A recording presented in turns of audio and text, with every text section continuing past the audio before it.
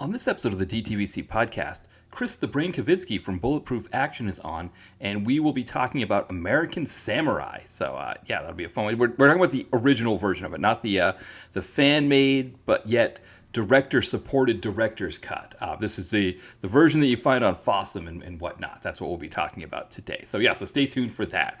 Then next week, Scott Murphy from All 90s Action All the Time is back on, and we're going to continue our look at Steven Seagal movies with Submerged. So this is going to be the 12th Seagal movie that he and I have discussed on the podcast here. So definitely a fun one there. A lot of different tangents, but especially with Vinnie Jones, as you can imagine, we have a lot of English football tangents there. Plus, there's a very heavy-duty UK cast. So Scott gives us the lowdown on some of the actors in there as well, some of the roles that they played in the UK. But then, of course, I mean, it is just a bonkers Seagal movie that we have a whole lot of fun talking about. So stay tuned for that next week. So check that one out next week.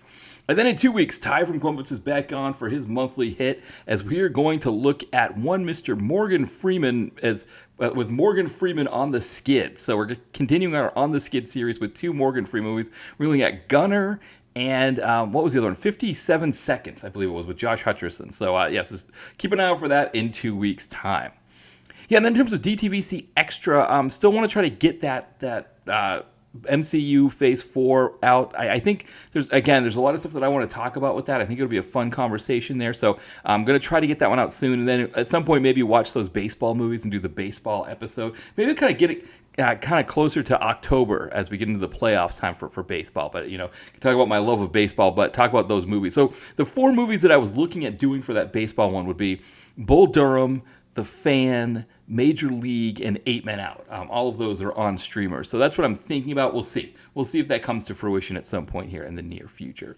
Then with the YouTube channel, we recently posted Dark Breed. I'm not sure. Thinking about maybe doing One Man Force, a couple scenes from that. That's one possibility. Now, I've also got a DVD player for my computer. So I put some other things in play, like Showdown in Little Tokyo.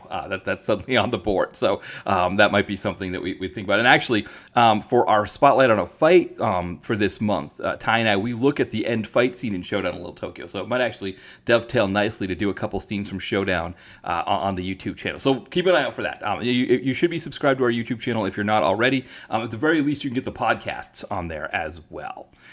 Yeah, and then in terms of the site, I think we're going to have to finally do Taken from Rio Bravo. So we'll get some Alexander Nevsky in there, the Nevskinator, Nevsk Doggy Dog, Nivy, can we? I don't know. Whatever we're going to call him, the Nevskinator. We'll finally get that one in the can. It's going to be another tag for Cynthia Rothrock, another one for Don the Dragon Wilson, another one for Matthias Hughes. So we got some names in there. So that'll be, we did do that one on a podcast, Ty and I, in the past. It was the one we did with 12 to Midnight, the Robert Bronzy movie. So yeah, finally getting that one in the can, finally getting that one renewed. And again, I keep talking about the fact that I have a backload of screeners that I've got to do as well. I feel bad with people who made those movies or waiting for those, so I'll try to get those out as soon as I can as well.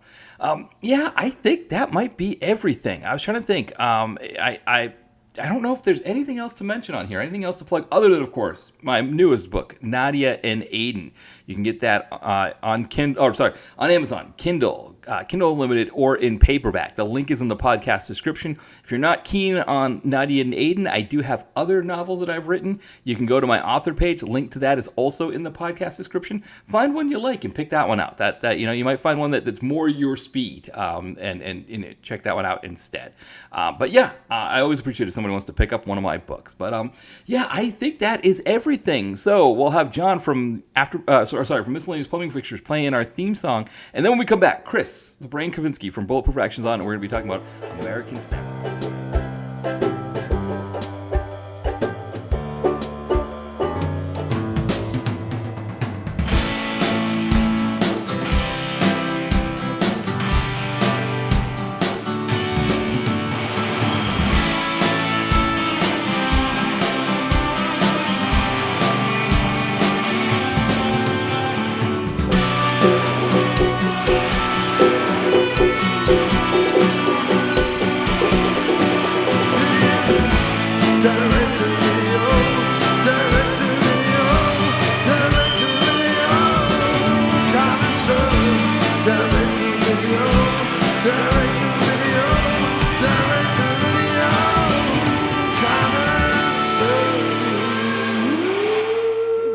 back to the DTVC podcast. As always, this is Matt here, and I am joined by a very special guest. We've got Chris the Brain Kacvinsky from Bulletproof Action. Welcome back, Chris.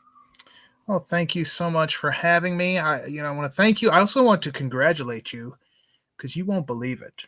Yes. What happened? I was at the store earlier, and someone stopped me and said, "Oh, I heard you're going to be on the DTVC podcast, and you're going to be talking about American Samurai." And I said, "Who the hell are you?" And I also then wondered how they knew about your podcast. And possibly the least mysterious, though, is they knew about American Samurai. And everyone's going to know about American Samurai right before the end of this show. Yeah. I can tell you that. And all you did was just ask them who sang the Two Princes song that you were hearing over the radio. Right, it was on. That grocery store loves to crank that music, especially if you're in the freezer aisle. There's like a speaker right there, and it just reverberates off those glass doors, I think. Yeah. Oh, exactly. Yeah, you got to have that 90s. I don't even know if that was pop.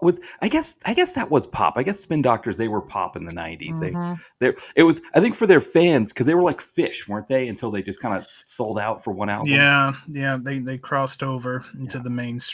Yeah, I guess I don't blame them for that. No, it's kind of funny. Just sort of a funny kind of dovetail here was we were talking about people who've passed away recently, and Danielle Spencer, who played Dee on What's Happening, passed away. And I was looking it up online and didn't realize they canceled the show because Rerun and Raj wanted to hold out for more money, and ABC was like, "Your show's like 29th in the country. We're just going to cancel it then." And it's like, I mean, it feels like in the 70s they were pulling, like a 7-season TV shows were, falling off of trees. It's like, if you just did your thing, you could have had a good, 7-season run, and instead they were like, "Nope, we want more money." Was that why they then went? Because then they went into like syndication, right? Because What's Happening Now, right, I think was the first run, like one of the first shows to do like that, where it's like, all right, network doesn't want to pay us, somebody will.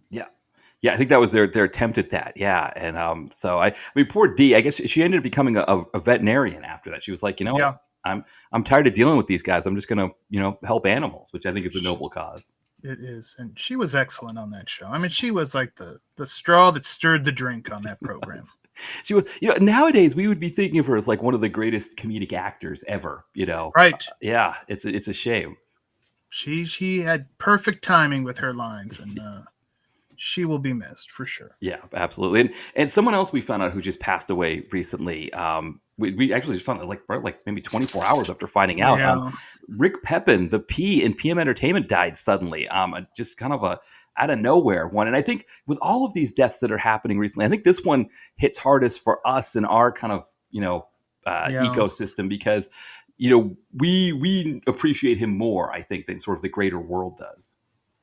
Oh, absolutely. I mean, again, like you said, he's the P in PM Entertainment, and how many hours of PM Entertainment has entertained us? I mean, it's countless. And I mean, he was obviously a huge part of it, and his vision was a huge part of it because he directed so many. He was cinematographer. I mean, he was in, that a lot of what we see on the screen, that's his vision. Right. I mean, he's responsible for what we think of as like the PM Entertainment look, right? That, if you, and I guess, I didn't really, I think, thinking back on it now, when you'd find these movies on cable, like in the middle, there was always a sense of like, I know what this movie's about. Like, I kind of get this. And it's almost like branding in a way, right? That they were, they had a look to their movies that you could sort of go throughout their catalog and pick up on that look. Yeah. It's like they could have all existed in the same world. We could have had a super PM crossover with all these characters coming together, because so many of them were shot in LA or in Vegas.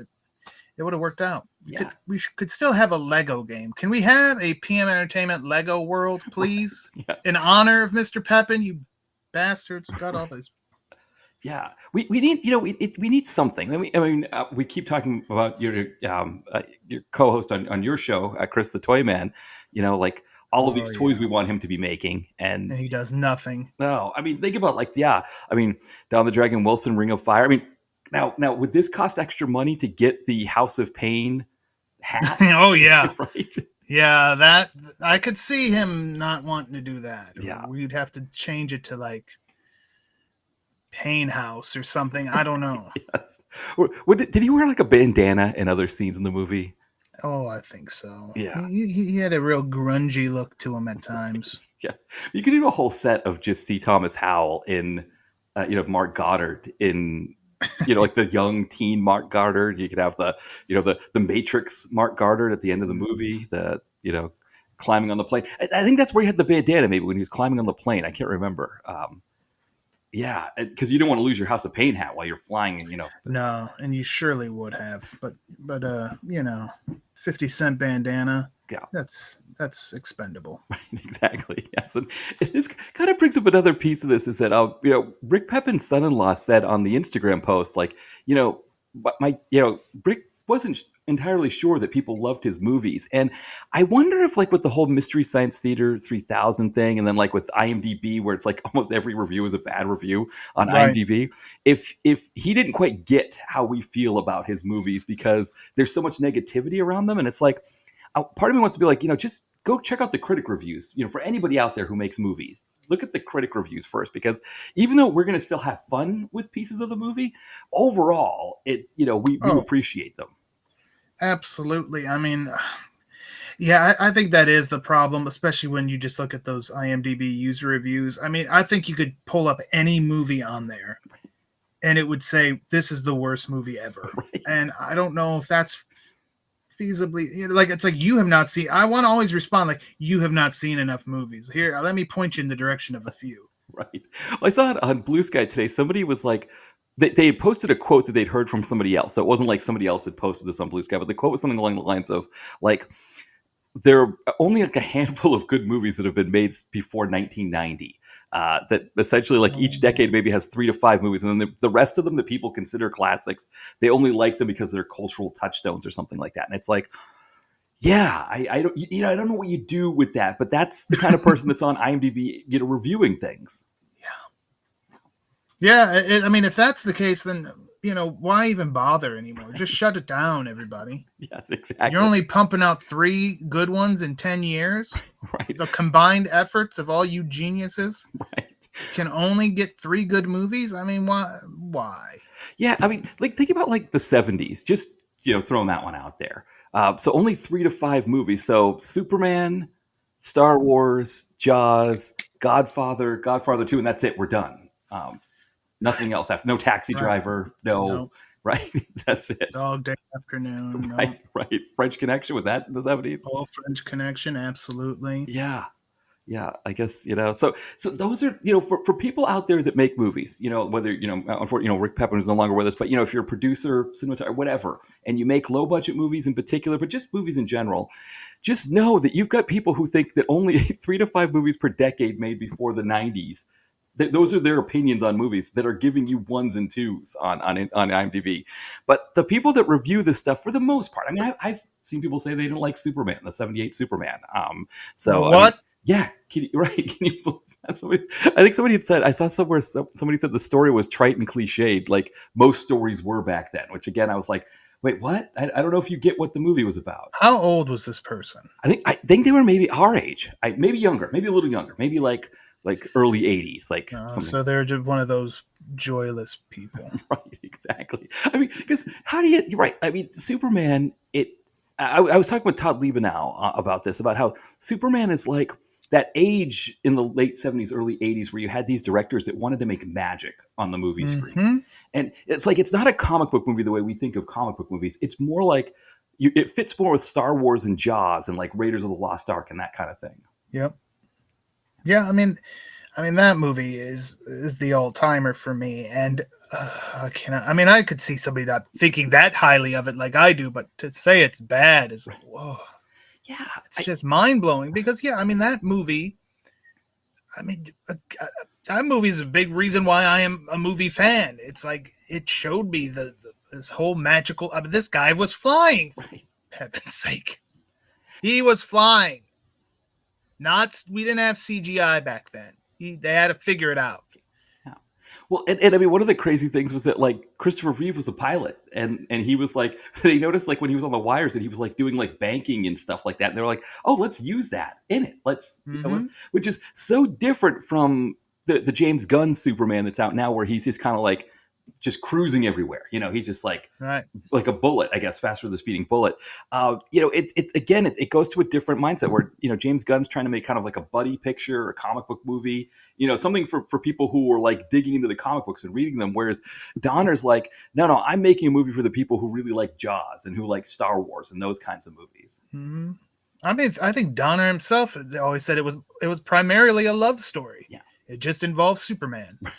Right, exactly. Yeah. I mean, you think of that period from like I think Jaws is the start of it. That's the way I always think of it. It's like Jaws kind of starts this period of movies where it's just like, things like E.T. or Ghostbusters, where they're just like these events. And I don't, maybe you could like that, like you said, you maybe don't like them as much as we do, as I do, or you do. Maybe you don't like them as much, but I don't know how you could sit through Ghostbusters and be like, no, 5 out of 10 for me. Right. No. Right. And Ghostbusters definitely was one of those that took over the country. Right. I mean, the song was on the radio. Yes. The movie was in the theaters. There were freaking 2 cartoons being made called Ghostbusters. The T-shirts, you saw that freaking logo everywhere. Yes. I mean, you wouldn't see that again, I think, until like Batman. That was the same situation for Batman in '89. Was just Batman was everywhere. He was on the movie screen. He was on the radio. He was everywhere. Yeah, that's a good point, because that's because DC almost had this mindset. DC, Warner, whoever, and I guess like all the studios, they had this mindset of like, well, we can't do comic book movies anymore. Superman's a dud, it's especially after 4, but even after 3, they were like, let's, we're not doing any more of these. And then they did Batman. And they're like, oh, maybe we can do comic book movies again. Yeah. That's when it was so odd that after Batman hit, and obviously they followed up with that, and then they just kept trying with Batman again. But it's like, I'm surprised they didn't go back to Superman. And then I know there was plans to do so with Nick Cage, and I'm very glad that didn't happen. But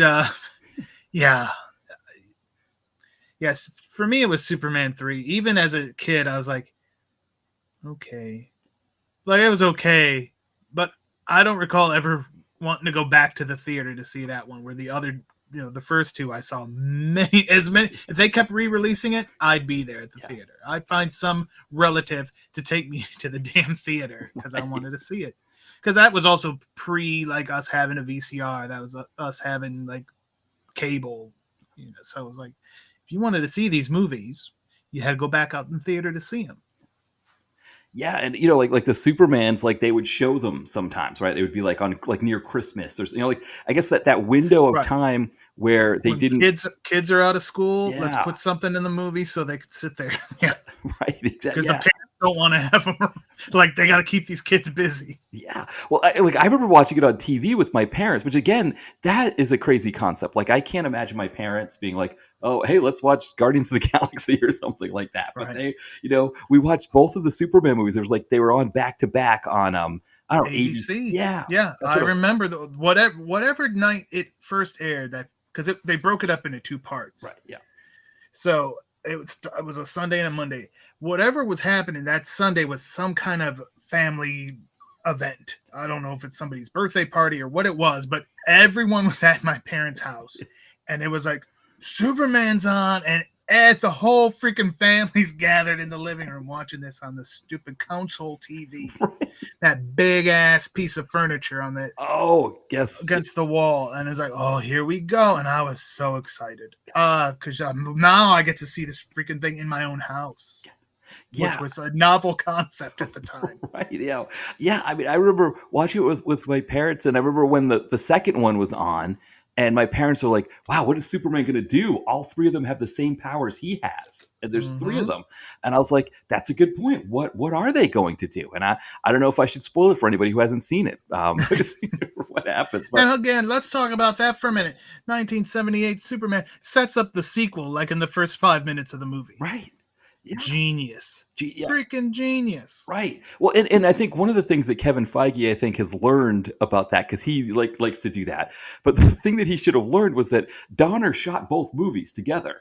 Right. So you could tease the second one because you knew the second one was happening. You had everybody there. Everyone's going to do it. Exactly. Everyone's going to basically look. Yeah, it was good. It was seamless. That's why it's hard to like, even though Donner didn't get the finished product of 2, those 2 movies are so intertwined. Yeah. It just all feels like one big movie at times. Yeah, it's such a beautiful thing, and it's like, I think, the 90s kind of, there was almost like a backlash to that kind of thing, where it was like movies had to be grittier and more independent. Yeah. And, you had kind of the Pulp Fictions and the Clerks and those kinds of things. And then you had the blockbusters like Jurassic Park. But there wasn't that same thing of like, I want to like just wow people when they go to the theater. Again, I want them to believe, a man can fly, that right. kind of thing. And I don't think we've ever quite gotten it. I don't think you could ever get it back now. Cause I think with computers, CGIs and stuff like that, I don't want to call it cheating, but it kind of feels, in a way, it kind of feels like cheating, right? The way right. that movies are made now. Yeah. Cause it's like, well, yeah, you could top yourself. You get a better computer. Not like, oh, how did you make them? How did you make it look like we were in outer space? How did you make dinosaurs? Yeah, it's could do anything now. It could have dinosaurs in outer space flying. Yes, right, and it would look okay, right? With Vin Diesel. Yes, with Vin Diesel riding on their back. I don't know. Yes, right. Yeah, because Vin Diesel. Yeah, we It's one of those things where, like, I think the director of Fast and Furious was like, yeah, after Fast and Furious 9, when we went to space, we wanted to make it more grounded. And there was a lot of action and stuff like that in that movie. But there's also a lot of it where you're just like, that looks like a computer. A lot of that looks like a computer. Like the big bomb rolling down the street looks like a computer. And it's like, when PM Entertainment did stuff, kind of going back to, Rick Pepin here, but like, when Rick Pepin, when he and Joseph Merrick would talk to Spiro Rosados, and Spiro Rosados was like, yeah, I want to flip this car so it hits the light. It's like, that's my favorite scene of all time on a PM, that freaking recoil. Right. And I think that was on purpose. I think Rosado said he was going to do that, and they were just like, "Fine, just do it. Just right, do it." Because they weren't going to ask for permission. They just said, "We'll ask for forgiveness. What we'll do, we'll just pay for it." Because I'm guaranteeing if they say, like, "Hey, can we?" Nah, you ain't doing that. Oh, hell yeah, we are. Spiro says we are, and we're doing it. They just did it, and it's like, I think. That's part of the reason why those PM movies, I think, we watch them now, where we're just like, I can't believe they're doing this, because, yes, there's a lot of big stunt stuff that happens now. Spiro Rosados in particular, he's doing a lot of this stuff now. But yeah, there's a magic in those PM movies too, on a smaller scale. This, the sort of this cable TV video store scale of magic. But I think it taps into a little bit of that. I think, all those guys are roughly the same age as they're, I guess they're a little bit younger than like the Spielbergs and the Lucases and those. But they had a mindset too of like, yeah, we want to, PM in particular, because their mindset was, if you tune in the middle of this on HBO or something like that, we still want to reel you in, Yeah. And if you're just passing through and you see this massive car chase with things blowing up and cars going airborne, or you see the sexy scene with the saxophone music, you're probably going to stop for one reason or another. Number one, you're just going to be like, what is this amazing action movie? And then you realize that, you would think it was some huge, big budget blockbuster way they did those stunts. But yeah, you got to grab their attention. Yeah. And I think that's the one thing, when we think about modern direct-to-video action, you get some good ones, right? We get some good ones here and there. But yeah, I wonder, part of it, I guess, was the budgets, or I guess the way that they, they could make money on the back end through selling it through TV sales and video sales. But, like you would not see, like I was joking one time that, I think it was, what was the movie I watched? I think it was, I can't think of the name of it. It was the one that had like De Niro and John Huston, not Paradise City. It was like something like, Savage Salvation. I was watching that one, and Cole S. McKay did stunts on that movie. And I was just wondering if he was like saying to like Randall Emmett, who directed it, like, hey, I see this car that's just sitting here. I could flip this if you want. Like, it's like, I could do, and Emmett's like, no, we're trying to make this thing for under whatever, and we're not flipping any cars or doing anything like that. And it's like, you wonder if, I guess Cole S. McKay, he's happy to keep working in the business. He's probably making money and stuff like that. But do you wonder if there's a piece of him inside who's just like, oh, all these cars could really be flipped right now. Yeah. Yeah, they probably did get spoiled with PM, because I have to imagine PM just had a parking lot full of these junker cars that pick which ones you need, guys. We're going for it. Yes. Yeah, I remember reading about Andy Sedaris, where I guess, because I think it's actually his mother-in-law who procured some of those vehicles, but it was like this thing where he was like, he would find a really fancy car that he would, have in the movie, and he's like, can we get a junker that looks anything like it, just a bit, so we can blow it up? And yeah, I think it was like the mother-in-law's job to go to like, junkers, car lots to find like some. I thought she was a repo man. Right, that would be great to know if she was like Don the Dragon Wilson in Blood Fist 4, right? Just just watch out, make sure Gary Daniels isn't changing the plates when you're trying to repo the car. Classic. Yeah, that was good. Well, yeah, I mean, again, really sad news. Our thoughts go out to Rick's, friends and family on this one. I think it just, it was a sudden one, and I think with all the people who've been passing lately, I know what is the rule people say? People die in 18s, I guess. I don't know. Yeah, no, it must be. Yeah, jeez. Right. I mean, we've lost so many people, but this one was kind of, I think it was just came out of nowhere, and it was just a big shock. And again, for our community who really champion these kinds of movies, it was a really big blow. Yeah, definitely looking forward to what John is putting together. I know he had mentioned he's going to do a tribute show, as you would assume he would. I mean, he is the PM Entertainment Podcast, and that would not exist without Rick Pepin. So, and I know he said he had actually had a chance to chat with him, as did Corey, who's doing the book. So I'm looking forward to what they've got cooked up for us, because I mean, if anybody deserves a tribute show, it's damn sure Rick Pepin.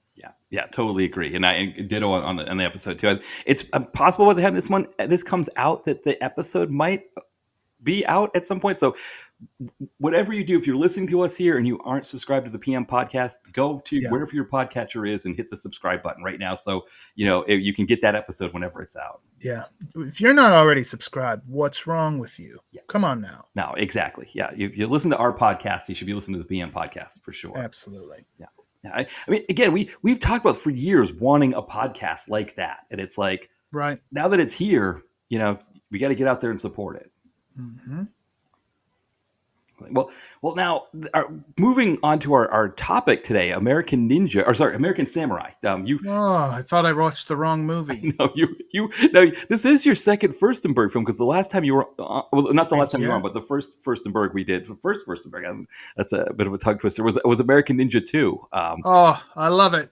Yes. Now, if Sam Firstenberg gave you the license to be able to make your own director's cut of American Ninja 2, would it just be like the opening when they get picked up to the sounds of Move to the City, and then just essentially the Blind Beggars bar fight repeated a few times? It would be a 90-minute Blind Beggar bar fight rumble. Right.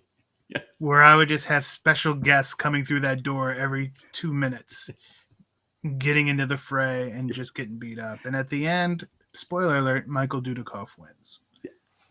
It would have to be like them like driving the car, right? The beat up car at the end, and then just sort of like a fade out, and then it goes back to the boss. Oh, that's true. Right. I do like the car, and when they slow down the music. Right. Yes. Yeah, exactly. That's a bit of beauty right there. Yeah. Boom, boom, boom, boom. Dong. Yeah. Like, what happened here? Yeah. And the governor does that reaction. Right. Yes. He's good. Yeah. So, that whole movie. I'm gonna pause right now, and I'm gonna go watch that. Yes. You can carry on. Oh no, I'll stay. Yes. But speaking of always too. I think we talked about it when we talked about that episode, the American Ninja 2, when you wanted to talk about that. That like my friends and I wore out the tape from the video store for the Blind Beggars scene. I mean, pretty much from the moment where they say the Marines have never let a lady down. Oh yeah. Yeah. Until the car. Yeah. Until they get back to the party. Yeah. Party to party. You go to that. There's a couple bastards in there too, right before when the daughter comes in and calls the lion a bastard, I think twice. So that's 2 bastards for that portion of the film. If you're counting, if you're somebody who's crazy who counts bastards, you might want to do that. But yeah, you go into that. That's beautiful. Again, I think I mentioned it when we covered it. When it pops back up on Prime and I go to it, it'll be like resume playing. It's like right, it's right after they drive away in the jalopy now. That's awesome. Every time. It's like, oh yeah, yeah. I must have saw that it was here easily, readily available. I didn't have to go getting a Blu-ray out. It's just right. Oh, I need my fix. I need my fix. Yeah. I mean, it's, thinking of all the things that Firstenberg did. And I mean, obviously probably the biggest legacy for him is just the fact that whenever a movie has a weird sequel or proposed goofy sequel, it's always Electric Boogaloo after the end. So that's, I guess that's his biggest contribution to the zeitgeist. But I mean, you think of like how many great movies he's had. I feel like that Blind Beggar's fight, that is, I mean, there's nothing in American Samurai we're going to be talking about in a second here that even comes close to touching that scene. No. Yeah, Firstenberg, absolutely one of my favorite directors, and that might sound crazy to people, but yeah, you think about it. I mean, you said it, Break Into Electric Boogaloo, the one and only canon movie I ever saw in the theater. And when did they put it out? Christmas, when kids were out of school. And why was I there? Because I was out of school. So yeah, I love Break Into Electric Boogaloo. Then he comes in with Revenge of the freaking Ninja. Yeah. Actually, that was first. Revenge of the Ninja. I love that one. And then American Ninja 2. Avenging freaking Force. Come on. This guy. I mean, if he stopped right then and there, he'd be an all-time legend. Yeah, I mean, and then, because the American Ninjas, and then, I mean, you're right. If he had stopped there, he would have been a legend. Then you got Ninja 3 Domination. And I forgot about that one. Yes, he did that one too. Yeah, his canon run, we joke about Keanu Raxman before, being kind of the guy with the friend with the pickup truck who's always there for your Seagal movies to do your Seagal movies. That's like the friend who's helping you move. But Firstenberg was kind of like that with canon, where it was just like he didn't know how to really do action movies to start with, but he was friends with Globus, I think, right? With I think right, Menachem Golan, or Menachem. I think he was friends with Menachem. Menachem Golan, right? Right, because that's right, because Globus is the one who butchers this movie we're going to be talking about, according to him. Right. Yeah. And I wondered too, because now that you mentioned that part of it, like I knew he wasn't happy with how it turned out, and I know there is a fan-made director's cut that he approved of, and they kind of went through what Sam's original vision was, and they made it happen. But that could very well be when he was like, I'm done. Yeah. Of course, canon wasn't much long because then, Sam picked up over at New Image and did the first 2 Cyborg Cops, among other things. So I wonder if that was his, like, I'm out. Peace. See you guys. Right. Cool. Because my boy Menachem's not here anymore. I'm out. Right. Because he said something along the lines of like, that was when he got the gig doing Sweating Bullets or Tropical Heat for, I guess, the rest. I guess it's only Sweating Bullets here in the U.S., right? It's Tropical Heat everywhere else, I guess. I believe so. Yeah. It was a Canadian production that, if you ever looked at the filming locations, they filmed pretty much everywhere but Florida in the United States, even though it took place there. They were in like Mauritius, they were in Mexico, but Israel as well. And I guess that's when they got Firstenberg, they filmed episodes in there. And I guess he said, well, he couldn't stay behind to do the editing because he had to start on Sweating Bullets or Tropical Heat, and then he found out after the fact that they had re-edited the movie on him. Which, as we get stuck in on the movie, we can maybe decide what were Firstenberg decisions and what were things that may have been changed after the fact. Because I think there's certain things that are obvious, but I think there are other things where you're like, no, he decided to do that. I don't think that was edited in. So. Yeah, I think when we get into like definitely the fights, obviously that had it. It's the kind of the supporting parts of the film that you may wonder who thought this was a good idea. Right, exactly. Now, one of the names in this movie is David Bradley, and one of the thoughts I've had about Sam Firstenberg, just in watching some of his movies over the years, is that it seems like he has this sense of justice, where it was like, Steve James kind of got the short end of the stick in American Ninja, right? He wanted to be the star, and he was the better martial artist. So American Ninja 2, he makes him an equal partner with Dudikoff, and then he makes Riverbend, which is a fantastic movie. Uh, I wonder if he was doing something similar with David Bradley, where he didn't do American Ninja 4, but I'm sure he probably found out about the fact that like Dudikoff was like, no, I won't shoot any scenes with Bradley. We're not going to be teaming up. I'm going to save him and all this stuff. And so poor Bradley spends most of the movie chained to a post, And I wonder if Firstenberg's like, I'll help you out here. I'll give you a good role here. You can be the hero in this one, even though he does spend a bunch of the time locked up, not in a dungeon, but I guess it's more like a locker room or whatever that he can't leave. But it does look kind of dungeon-like, but yes, you're right. It's their locker room, which, having been on some independent wrestling shows, sometimes that's what those locker rooms, if you have a locker room, right. You're lucky. It might just be a curtain across a doorway, and who knows? But yeah. Yeah. Well, I guess, with those independent wrestling shows, I guess one advantage to those versus what we're going to be, talking about here is that there's no deaths involved, right? So you can use the same wrestlers. No, yeah, you can. You definitely can. Yeah. If there's a death, something has gone terribly, terribly wrong. Right. And I mean, I guess you also don't have millionaires throwing money at each other. No, that also was something I did not ever come across in my time there. No. Oh, now, other than David Bradley, who is the star of this movie, somebody else who you've talked about on your podcast recently, because apparently he was the star. I mean, for whatever reason, they made him the star of the 5th Kickboxer movie, but we have Mark Dacascos as the baddie in this movie. Oh, yeah, and the cover would have you say this is his introduction to the world of movies. I don't know if that's 100% accurate. I don't remember. I'm sure I've researched that before. But yeah, I love Mark Dacascos in this, even though there's one point where his eyebrows are really weird looking. Yes. Almost to the point where he's very close to having a unibrow. Yes. Well, but then that's the only scene that they look that way. Yeah, Mark Dacascos, excellent in this movie. To me, he kind of steals the show. Yeah, because what he does that I thought was really good, that I don't know if it would work with everybody. Like, I think, for example, somebody who thinks that no good movies have been made prior to 1990, they probably wouldn't have gotten this thing that Dacascos was doing. But he was really playing up sort of like the, Toshiro Mifune, like, samurai movie, 60s and 70s samurai movie thing with like the facial expressions and everything. Mm-hmm. And, there are points where if you don't know what it is, it'll look goofy.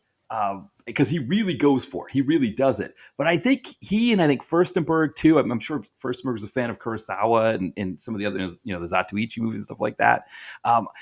It's something that if you don't know that history, it's going to look funny because the eyes and everything, and like how he's like the really wide eyes and everything. But it really works in that context, I think. Yeah, I just, it's like, and I saw this. I did not see this one prior to seeing Only the Strong. So I was like, I think I was just taken aback, like how good of a villain he is. Because to me, he was like the good guy. He was Only the Strong. He was in Double Dragon. Yay, Mark Dacascos. He's a good guy. He's going to be a new action hero for us to watch for years to come, right? Right. And then I go, and I'm like, oh, much like Van Damme with No Retreat, No Surrender. Well, yeah, because you go back and you're like, oh, okay, right. His roots are in villainy. I see. Yes. Well, because Dacascos just sort of has he has the misfortune of going the opposite of what Van Damme did. Where like Van Damme has like Bloodsport, Lionheart, and Kickboxer that are all these kind of these big runaway hits that lead into bigger things.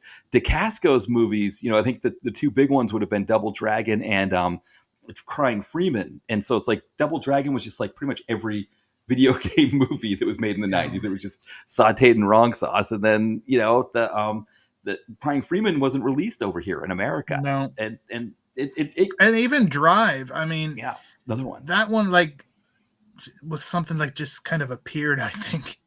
It didn't get any kind of big rollout. It was like, oh, what is this movie? And that movie is excellent. Yeah. It's. And even what's the other one that I always forget that Chad Cruz will always Brotherhood of the Wolf. Oh, right. Yes. Yeah. Yeah. I always forget about that one. I don't know why. Yeah. No, that's a good point. I haven't seen that one yet. And I think part of the reason why I haven't yet, because I was, like you said, I always forget about it too. I was Right. like, that's another great one of his. Yeah, and and to your question about this being his first movie, it technically is. He had a couple TV roles. He was in the old Flash show from Okay. 1990, but he was the Stoner's driver in Angel Town. Right. And I've watched that. I still don't know that I've ever seen him in it, but right. I tagged him for the review, but I don't know either. Yeah, and then let's see. Ninja Academy was one that he was uncredited in, which okay. that's from 1989. It's a police academy styled film with Gerald Okamura. I've seen it. Oh, you've seen it? It's been a Okay. long time ago, but I do recall. I think I had a whole night of Academy movies. Okay. Perhaps I was thanking the Academy. I don't know what I was doing, but we had a. That was, of course, we're going to do Academy movies. Right. We got to do Ninja Academy. Yes. I don't know how I haven't seen this one yet. It's also got Art Camacho in it, which just sounds, yeah. Mm-hmm. Yeah. Yeah. So he's uncredited in that one. But yeah, so this is kind of the first time he had like a big role in a movie. Right.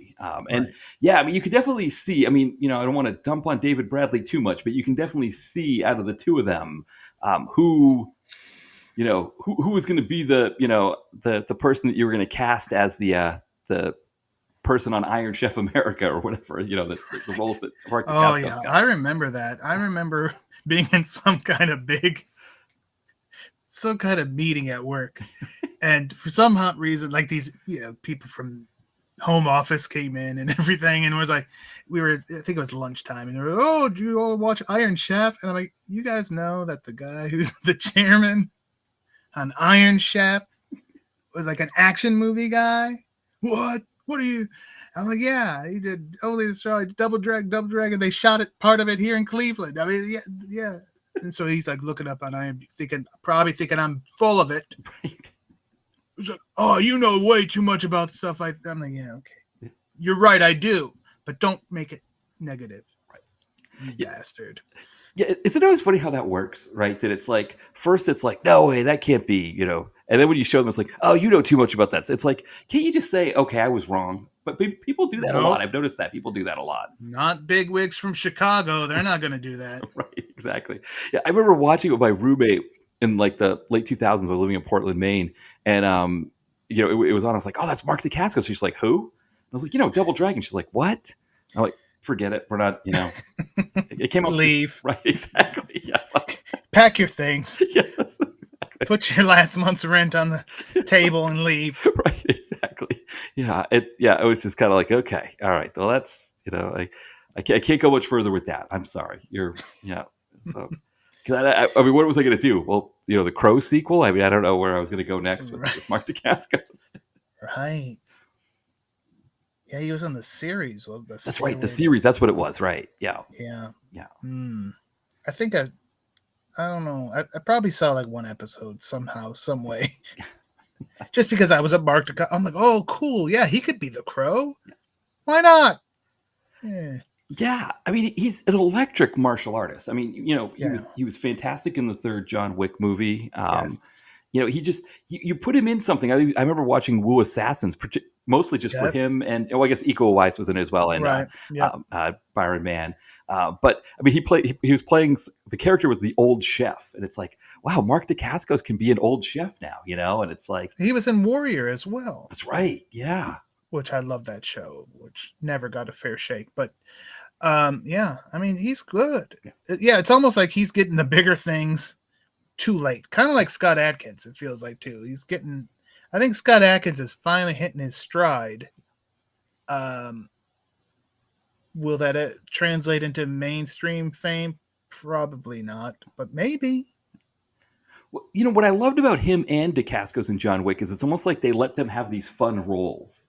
And, I mean, Dacascos was playing a samurai who like owns his own like shop in Japan, or sorry, in New York City. And then Atkins' character, the big German, which he found out after the fact that being in a fat suit and doing fight scenes wasn't great because he was like filling up with sweat and everything. It wasn't really comfortable for that, but it was a fun idea, and right.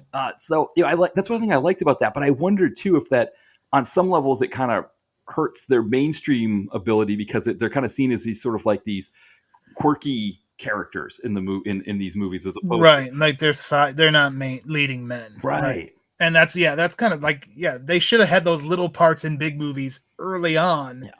And then you like, oh, now they're gonna spin this guy off and do his own thing. Yeah. But that wasn't in the cards. No. So we get these Dacascos. I mean, his movie, like you said, Drive, Only the Strong. I mean, Double Dragon. It's like, problem with Double Dragon is just it has no identity. It's like, are we going to be a kids, quirky kids movie with Alyssa Milano with short blonde hair, right. Running around in baggy pants, or are we going to be like, some serious fighting movie, kind of thing? And it just didn't know what it wanted to be, and which always hurts those kinds of movies. But Dacascos' martial arts were not a problem in that movie. Yeah, no, that's always a highlight of anything he's in. Yeah, I agree. So yeah, I mean, hopefully we'll see more. But I mean, here in American Ninja, he's an interesting character because he doesn't really do much martial arts. He's more like just doing kind of the simple, what I would say, no wasted movements of a samurai. Right. Yeah, and again, definitely the first time I saw this, I'm like, well, Mark Dacascos to me is the star of this. And I will admit, especially when the site first started, which was like now 11 years ago, I had a David Bradley bias because I saw him as the guy who kicked Duty out of American Ninja. Oh, yeah. Even though that's not accurate. But it's one of those things that at the time, you didn't have any way to look that up or know anything about it. You just assume, like, what the hell? Why is this guy? I like Dudikov. And even though Bradley is an actual martial artist where Duty had to kind of learn as he went along. Bradley came in with the skills already, but I'm like, nah, don't throw facts at someone who's already made up their mind that they hate someone, okay? Well, because so for me, it wasn't that with Bradley. It was the fanny pack in Cyborg Cop that turned me off on him. And then I don't think I watched that and I'm like, what, so I just would rag on David Bradley. And now I've rewatched Cyborg Cop. I enjoy that one more. I've enjoyed this American Samurai more each time I watch it, although it is not without its flaws, and we'll get into some of those. But he was not. This was. I think the intent was like, okay, David, like you said, Sam, like this is going to be your chance. You're going to get to build your own franchise here. You're not coming in the middle of a franchise with like American Ninja. We're going to build American Samurai all around you. We're going to give you a lot of the same parts. Right. You got the same director. You got John Fujioka to train you. Right. You got we got a little bit of the Van Damme Bloodsport because we'll give you your own version of Cowboy Jackson.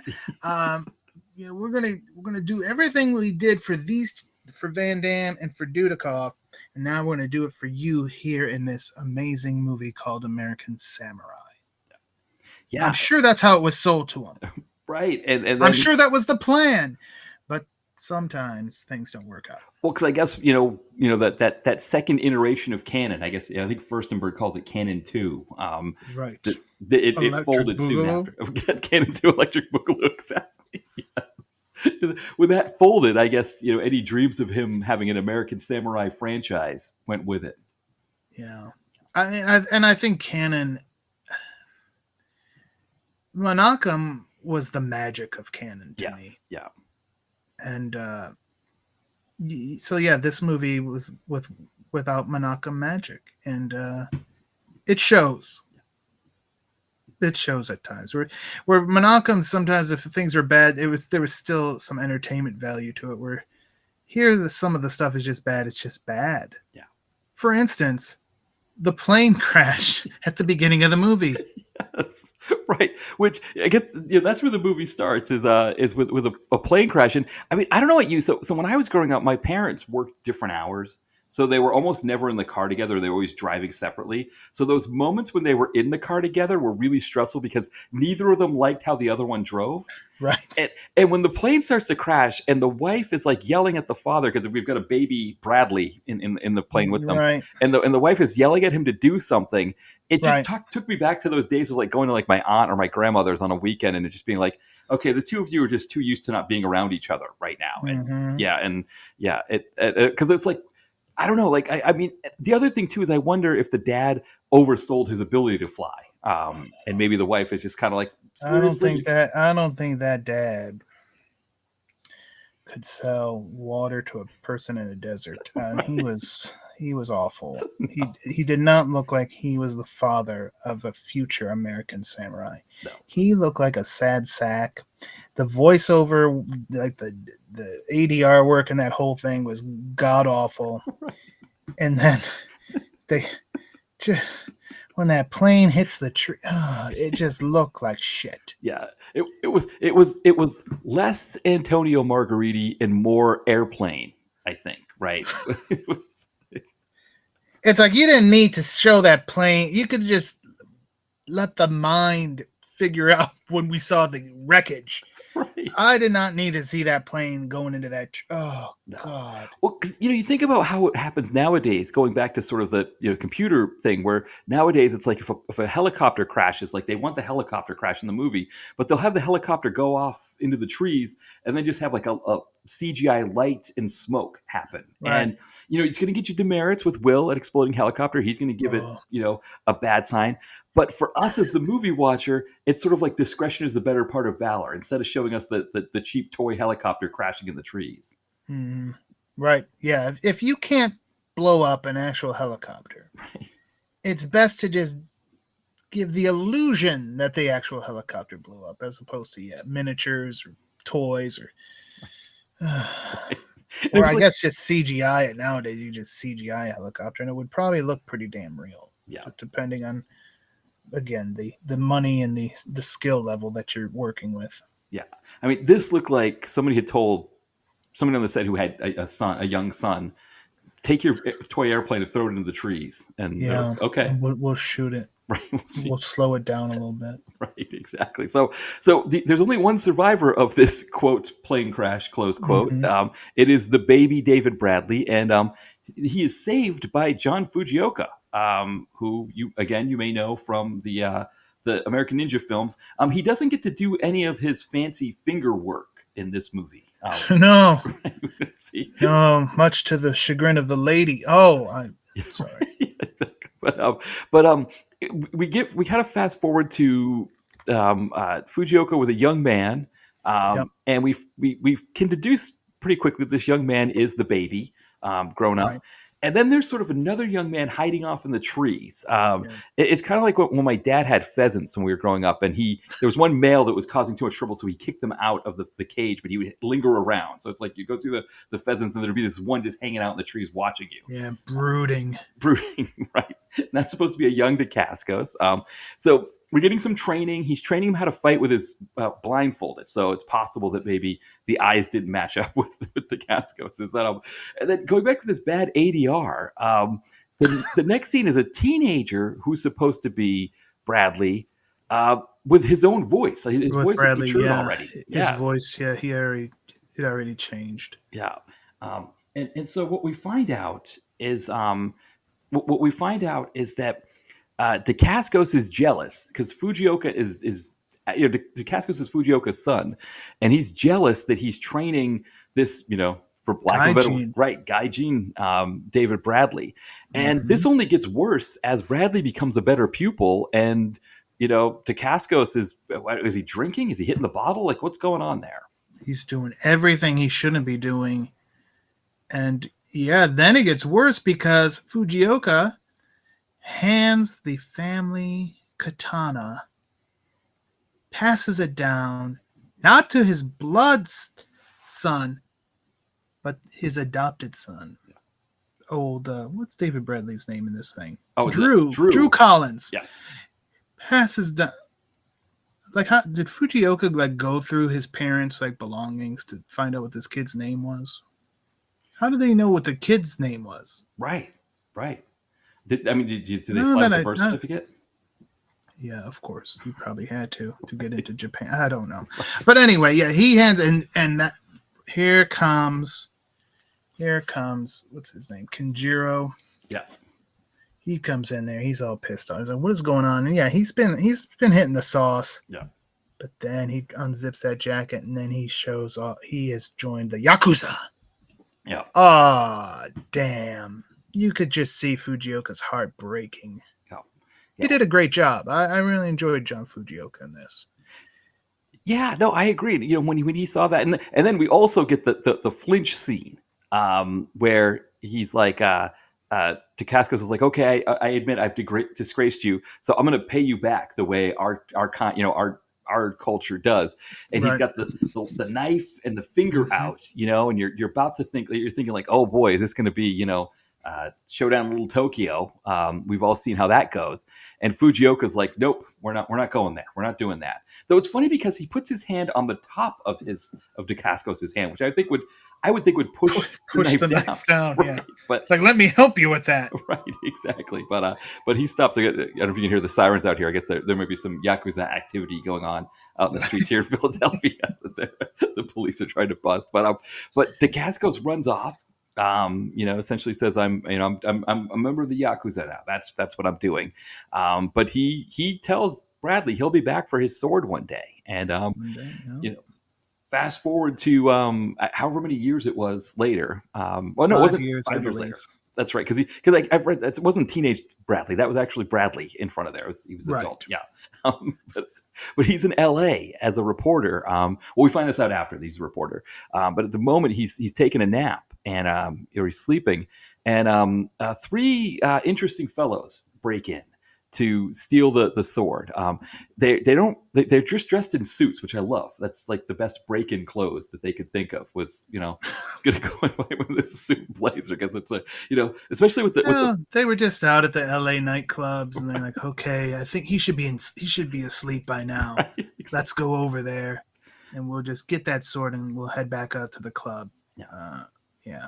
No, doesn't work out that way. But you know, must have been his sixth sense that he developed. Like he knew he had to wake up for something. Right. He gets either that or I get the sense too those guys would have worn bad cologne, and it could be too. Because he gets up and he's like ready to watch some TV or something. I don't know, maybe see if Sanford and Son is on or something. Right. And but then like he hears somebody at the door, and it doesn't look like he even locked the door. But of course, you're a freaking samurai. I guess you can leave your door open. Right. What do you care? I don't know. Exactly. Yeah, he can take care of him. So now the thing is, he doesn't do the best job here. He kind of takes out a couple. He's kind of like taking them out here or there, but he's not really taking them out. And there's a certain point where one of them gets a gun and he shoots at Dacascos, but Dacascos has one of the other bad guys. Dacascos not here. Right, you're right. I'm mixing up the names. Yeah, Bradley. Dacascos isn't there yet. Yeah, he's just sent these guys in to get the sword. Correct. But they shoot the one of the guys shoots at Bradley, but he hits his own guy. But it goes through and gets Bradley in the stomach and knocks him out. Which I don't know how any of that works, but he's out cold, and the other 2 guys run off with the sword and leave their dead compatriot behind. And then Dacascos has this dream over and over again of a samurai in a mask. They use sort of like the negatives. Oh yeah, they sure do. It's like it's constant. They use the hell out of it. Yes. So no, I'm sure if we asked Firstenberg would say, I didn't do that. That wasn't me. Now whether it was him or not, we don't know, but I'm sure he wouldn't have, he would say, I would maybe wanted to do it once, but I wouldn't have done it 5 times. It just went on too long. Yeah. It went on way too long. And and it's like, you kind of cheesy looking anyway, but right. I mean, and you get it too, though. It's like, okay, the budget wasn't huge here, but yeah, they were really hitting you over the head with this. It's like, okay, we get it. He's having a flashback. Exactly. Oh, and is it going to be? Oh, is it going to be? Oh, is it going? Yeah, we know. Right. It's the same thing over and over again. Yes. Like then he like slips in like blood or whatever it was, and then whoever flicks the blood on him. It's just dipping the blade in the blood. Yeah. It's just yeah. So he wakes up. I think he pulls the bullet out, doesn't he? Oh, of course, because he's a freaking samurai and he has freaking 6-pack abs. Right, exactly. Yeah, that would have been the best, is if he just like flexed the abs and the bullet just came shooting out. Yeah, that'd be good. Yeah, because I think those abs do come into play later when he meets his lady friend. I think they help in sort of getting her. I do want to. We'll talk about that when we get there. But, for sure. Well, so the next day he's or sometime after this he's planning to go to Turkey because he thinks he's tracked down what happened to the sword. And so he's going to go as a reporter and report on this, but his photographer backs out. And he needs a new photographer. And of course, in classic Bradley style, the way he's complaining is great. He's like, "What are you doing this for, man? I need to go now. How can you not?" It's just, it's so like leading man. Yes, that's how I would describe it. Leading man. Yes. You're right, sir. Yes. But we get a knock at the door, and here comes this spunky photographer, Janet, who she stopped at Ann Taylor Loft on the way over to get her outfit. Yeah. He's got a pretty swanky place. I didn't like that little TV in the corner, though. I was like, that's way too small. And why is it so far away from everything? Yeah. Well, because he's got the heightened senses, so he doesn't need to see. That's as well. true. Yeah. You're exactly right. Yeah. Where I like to have a giant TV just a few feet away from me, and just okay. Yeah. So, of course, those weren't really an option back. The big TVs then would have taken up that whole half of the room. Oh yeah, and I mean, how would you get in the apartment? Would it be one of those like piano deals where you'd like have to lift it with the? You might have to, yeah. Yeah, God, that's just you're just asking for like a Roadrunner, Wile E. Coyote thing to happen with that. Now, when Janet shows up, there's a little back and forth between the two. He's not happy with bringing her along. We're getting the start of this romantic comedy dynamic here between the two of them. And she says, "I thought you were going to, so-and-so said you were going to cook for me." And he throws a Chinese food menu at her and says, order Chinese takeout. Right. So here's where I was really curious to see what your thoughts are on this. Please ask away. So when you get Chinese food takeout, do you put the hot mustard and soy sauce in little bowls to serve it to your guests, or do you just leave it in the packets? Yeah, you just leave it in the packets. Why make more? You're ordering takeout to avoid dishes. Right, exactly. And there were a lot of dishes that they were using there. He must have been trying to impress her, even though he kind of didn't like her. Yeah. Maybe it was like muscle memory. Like when he has a lady over, he breaks out the sauce dishes. I mean, does he have his own hot mustard? Is that what you show? I don't eat those packets. Yeah, I've got my own hot mustard. I make my own hot mustard. I make my own. That must be where the confusion came in, that I was going to cook for you. Right. I don't cook, but I make my own hot mustard. Right. And I'm going to shoot my... Oh, no. What? What? Okay. Yeah. No, we're not there yet. They still technically hate each other at this point. Yeah. Mm-hmm. So of course, this is being 1992. This is pre 9/11. So you can, sneak in a Chinese food meal at home and still make it to the airport in time to catch your flight, an international flight. Let's face it, LAX is not a busy airport. So yeah, you can easily just roll in there at any time. Right. Give me a break. Exactly. Oh, we got to catch our flight now. Let's go. And it's like, okay, hey, that works, So yeah, like you said, LAX is an easy airport to get to. It's not that big. It's, quick process through check-in, all of that stuff, especially when you're Mark Dacascos, or sorry, I did it again. When you're David Bradley and you're traveling with a samurai sword. Of course, there's nothing wrong with that. No. Which turns it out to be a point of contention between the two of them, because he had no problem leaving America with the samurai sword, because they were like, fine, just get the hell out of here. We don't want you here with the samurai sword. Right. But entering Turkey, apparently the Turkish officials were not so keen on it. You do not want to be put in a Turkish prison. No. As the police captain, it's like, hey, have you ever seen Midnight Express? Yes, exactly. Right. Paul L. Smith is down the hall. Yeah, it's again, we talk about Firstenberg with Electric Boogaloo being sort of like the international sign for silly sequel name. The international sign for bad place to get locked up is Turkish prison, right? Yeah. That's you're going to throw me in a Turkish prison, you throw me in a Turkish prison for that, something like, and there he was in Turkey and the guy was threatening a Turkish prison. While we're talking about names, we should also mention just the fact that this is called American Samurai. Like, you just put American in front of something, right? And that's a gimmick. Like American Ninja, American Cyborg Steel Warrior. Right. Right. American Kickboxer 1 or 2. American Kickboxer 1 and American Kickboxer 2, which have nothing to do with one another. Right. What movie puts 1 in the front of their thing? Yeah. American Kickboxer, that's the one. Yeah.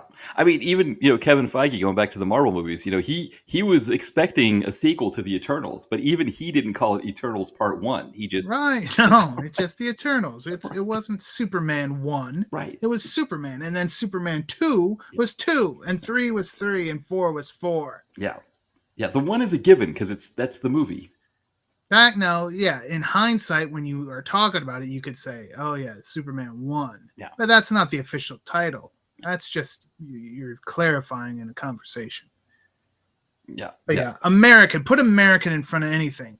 Cheese. And you got something. Right. Yes. Yeah, it's this concept, I guess, right? That like I guess for the rest of the world, is it that it's a delicacy for the rest of the world if it's American, or is it that Americans feel more comfortable with it if it's called American? It's like, that is there. Yeah. Now what? That's a great question. Well, because you could see it both ways. You'd be like, what? They're gonna a crazy American is gonna become a samurai? I've got to watch that. Right. Or is it? He's this American audience. They'll be like, I don't want to watch any of that Japanese nonsense. Oh, what? Wait, what? Oh, it's an American samurai? Well, hell yeah, get the Budweiser out. Let's watch this thing. Right, sign me up. I'm all about the American samurai. Yeah, and the thing is that Bradley, I mean, I guess he's American, but really, I think it's the other guy that he meets, the Ed Harrison, played by Rex Ryan character. He's probably what would have been a better concept of an American samurai, right? Right. Because, he was an infant and was raised in Japan. So how American is he? Why does he even speak that way? Right. Did he go to an English-speaking school? Why? Yeah. There's so many. We need a prequel. Hey, Firstenberg, we need a prequel, sir. Right. It's essentially this, and I mean, Showdown in Little Tokyo was something similar, right? Was it like but he was a little bit older when his parents were killed because he remembered Cary Tagawa. Spoiler alert for anybody who hasn't seen Showdown in Little Tokyo. Cary Tagawa kills his parents earlier in the movie. But yeah, I mean, it's kind of like The Jerk, right? With Steve Martin, where he's, it's like this idea of just, white kids being raised in different, cultures and ethnicities. And so, it's,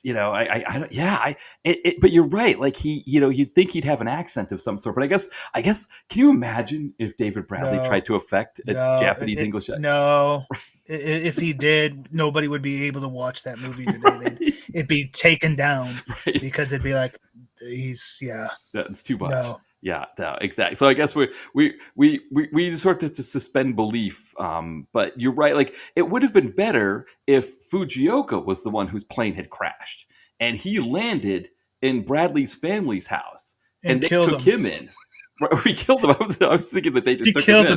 He killed the parents. But his plane killed the parents. Right, that's right. And he's like, I feel bad. All right, I'll raise you here in America. Yeah, and then Dacascos shows up later, and he's like, "Wait, you trained this kid all this time? Why didn't this?" Dad, you went out for milk. What the hell? Exactly right. You couldn't. Why'd you take the plane to go to get milk? I don't understand.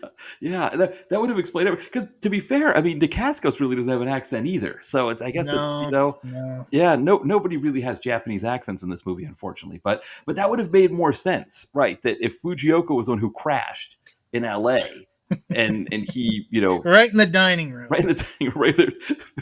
The parents are playing sorry or something, or they're playing sorry with their son. No, they're sorry, all right. Yeah, Yeah, they're sorry, exactly. they're sorry now because they're dead. Right. The dad's like, "Hey, son, can you go get me a beer?" "Yeah, sure, Dad." And he goes, and all of a sudden, crash. It's like, oh my God, no! You know, Yeah, sure, Dad would be David Bradley doing the voice, but after sucking on helium. right? Exactly. That would be ADR over. Exactly. Then Fujiaka stumbles out, and Bradley's like, "You killed my parents." Like, I guess I'll have to be your parents now. And then I guess like the sitcom music kind of plays over. I was gonna say we just wrote a sitcom, We did. a very bizarre sitcom. But you know what? You see some of these things that these things on the internet, like on Instagram. There was one about where Morty Seinfeld played a dog. And I was like, what? Yeah, like all the characters were dogs, and it was like a Norman Lear thing, but it's like very little footage of it exists. And I'm like, so it very easily could have had a kamikaze, you know, in the vein of Hogan's Heroes, a kamikaze pilot Yes. kills an American boy's parents and becomes his adoptive father. Right. Oh, can you imagine like Pat Morita in the 70s? Yeah, oh yeah, it'd have been Pat Morita. Yeah. He would have been all over that. Oh, that would have been the most beautiful thing ever. I mean, I was thinking too, like in terms of weird. I mean, Small Wonder. You know. Oh yeah. Yeah. Yeah. This guy invents his daughter / maid. Like because you know the daughter would also be the maid if the daughter was a Right. robot. I guess. Of course. Yeah. So you're right. Yeah, a kamikaze pilot crashing into a house and raising the son as his own to be a samurai. This movie probably would have made more sense as a sitcom in the 70s than it does in 1992. As a serious movie. Well, yeah, I guess so. We're at the police station. So we've had, you know, the two of them got. Oh, I forgot. No, we had our classic romantic comedy scene when they're checking into the hotel. And they already decide they hate each other. They find out they have to share a room. Classic. And of course, it's like, I don't want to share a room with him. I'm not sharing a room with her, you know. And it's like, well, we don't have any choice. Let's go up there, you know. Then she throws his stuff out. I didn't understand. How did she end up throwing his stuff out of the hotel room when they had just gotten in there? Like, did he have stuff stored there automatically? I mean, he's a samurai, right? Exactly. She's like, I don't even know how this got in here, but I'm throwing it out at you. And so, Right. but they go to the police station, and Bradley wants to see images of the. I guess it's like what's a Saudi ambassador, something like that, who got killed. Yeah. Yeah. He wants to see pictures, and the police officer's like, "Well, I'm not showing you anything." He's like, "I can help you solve this case." He's like, "Well, if you can't tell me what it is that can help you solve the case, then I'm not going to tell you." You know.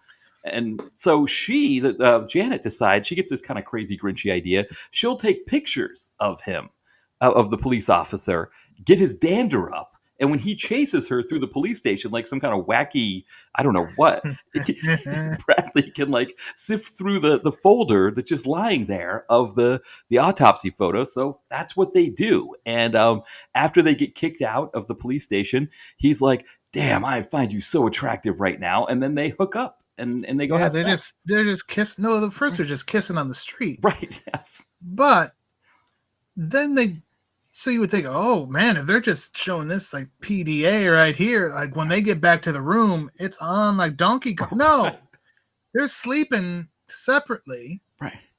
And I do want to point out when Drew Collins, and now I understand there was a fight scene involved, right, but he didn't know that when he's at home. Right.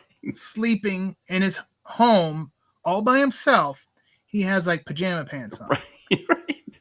When he's sharing this suite with this coworker that, you know, up until the kiss he hated, right, he's wearing these little orange bikini briefs. Yeah. Now, I don't think that's appropriate, but right. No, that's right. It worked out for him because then she comes out because he's having a nightmare.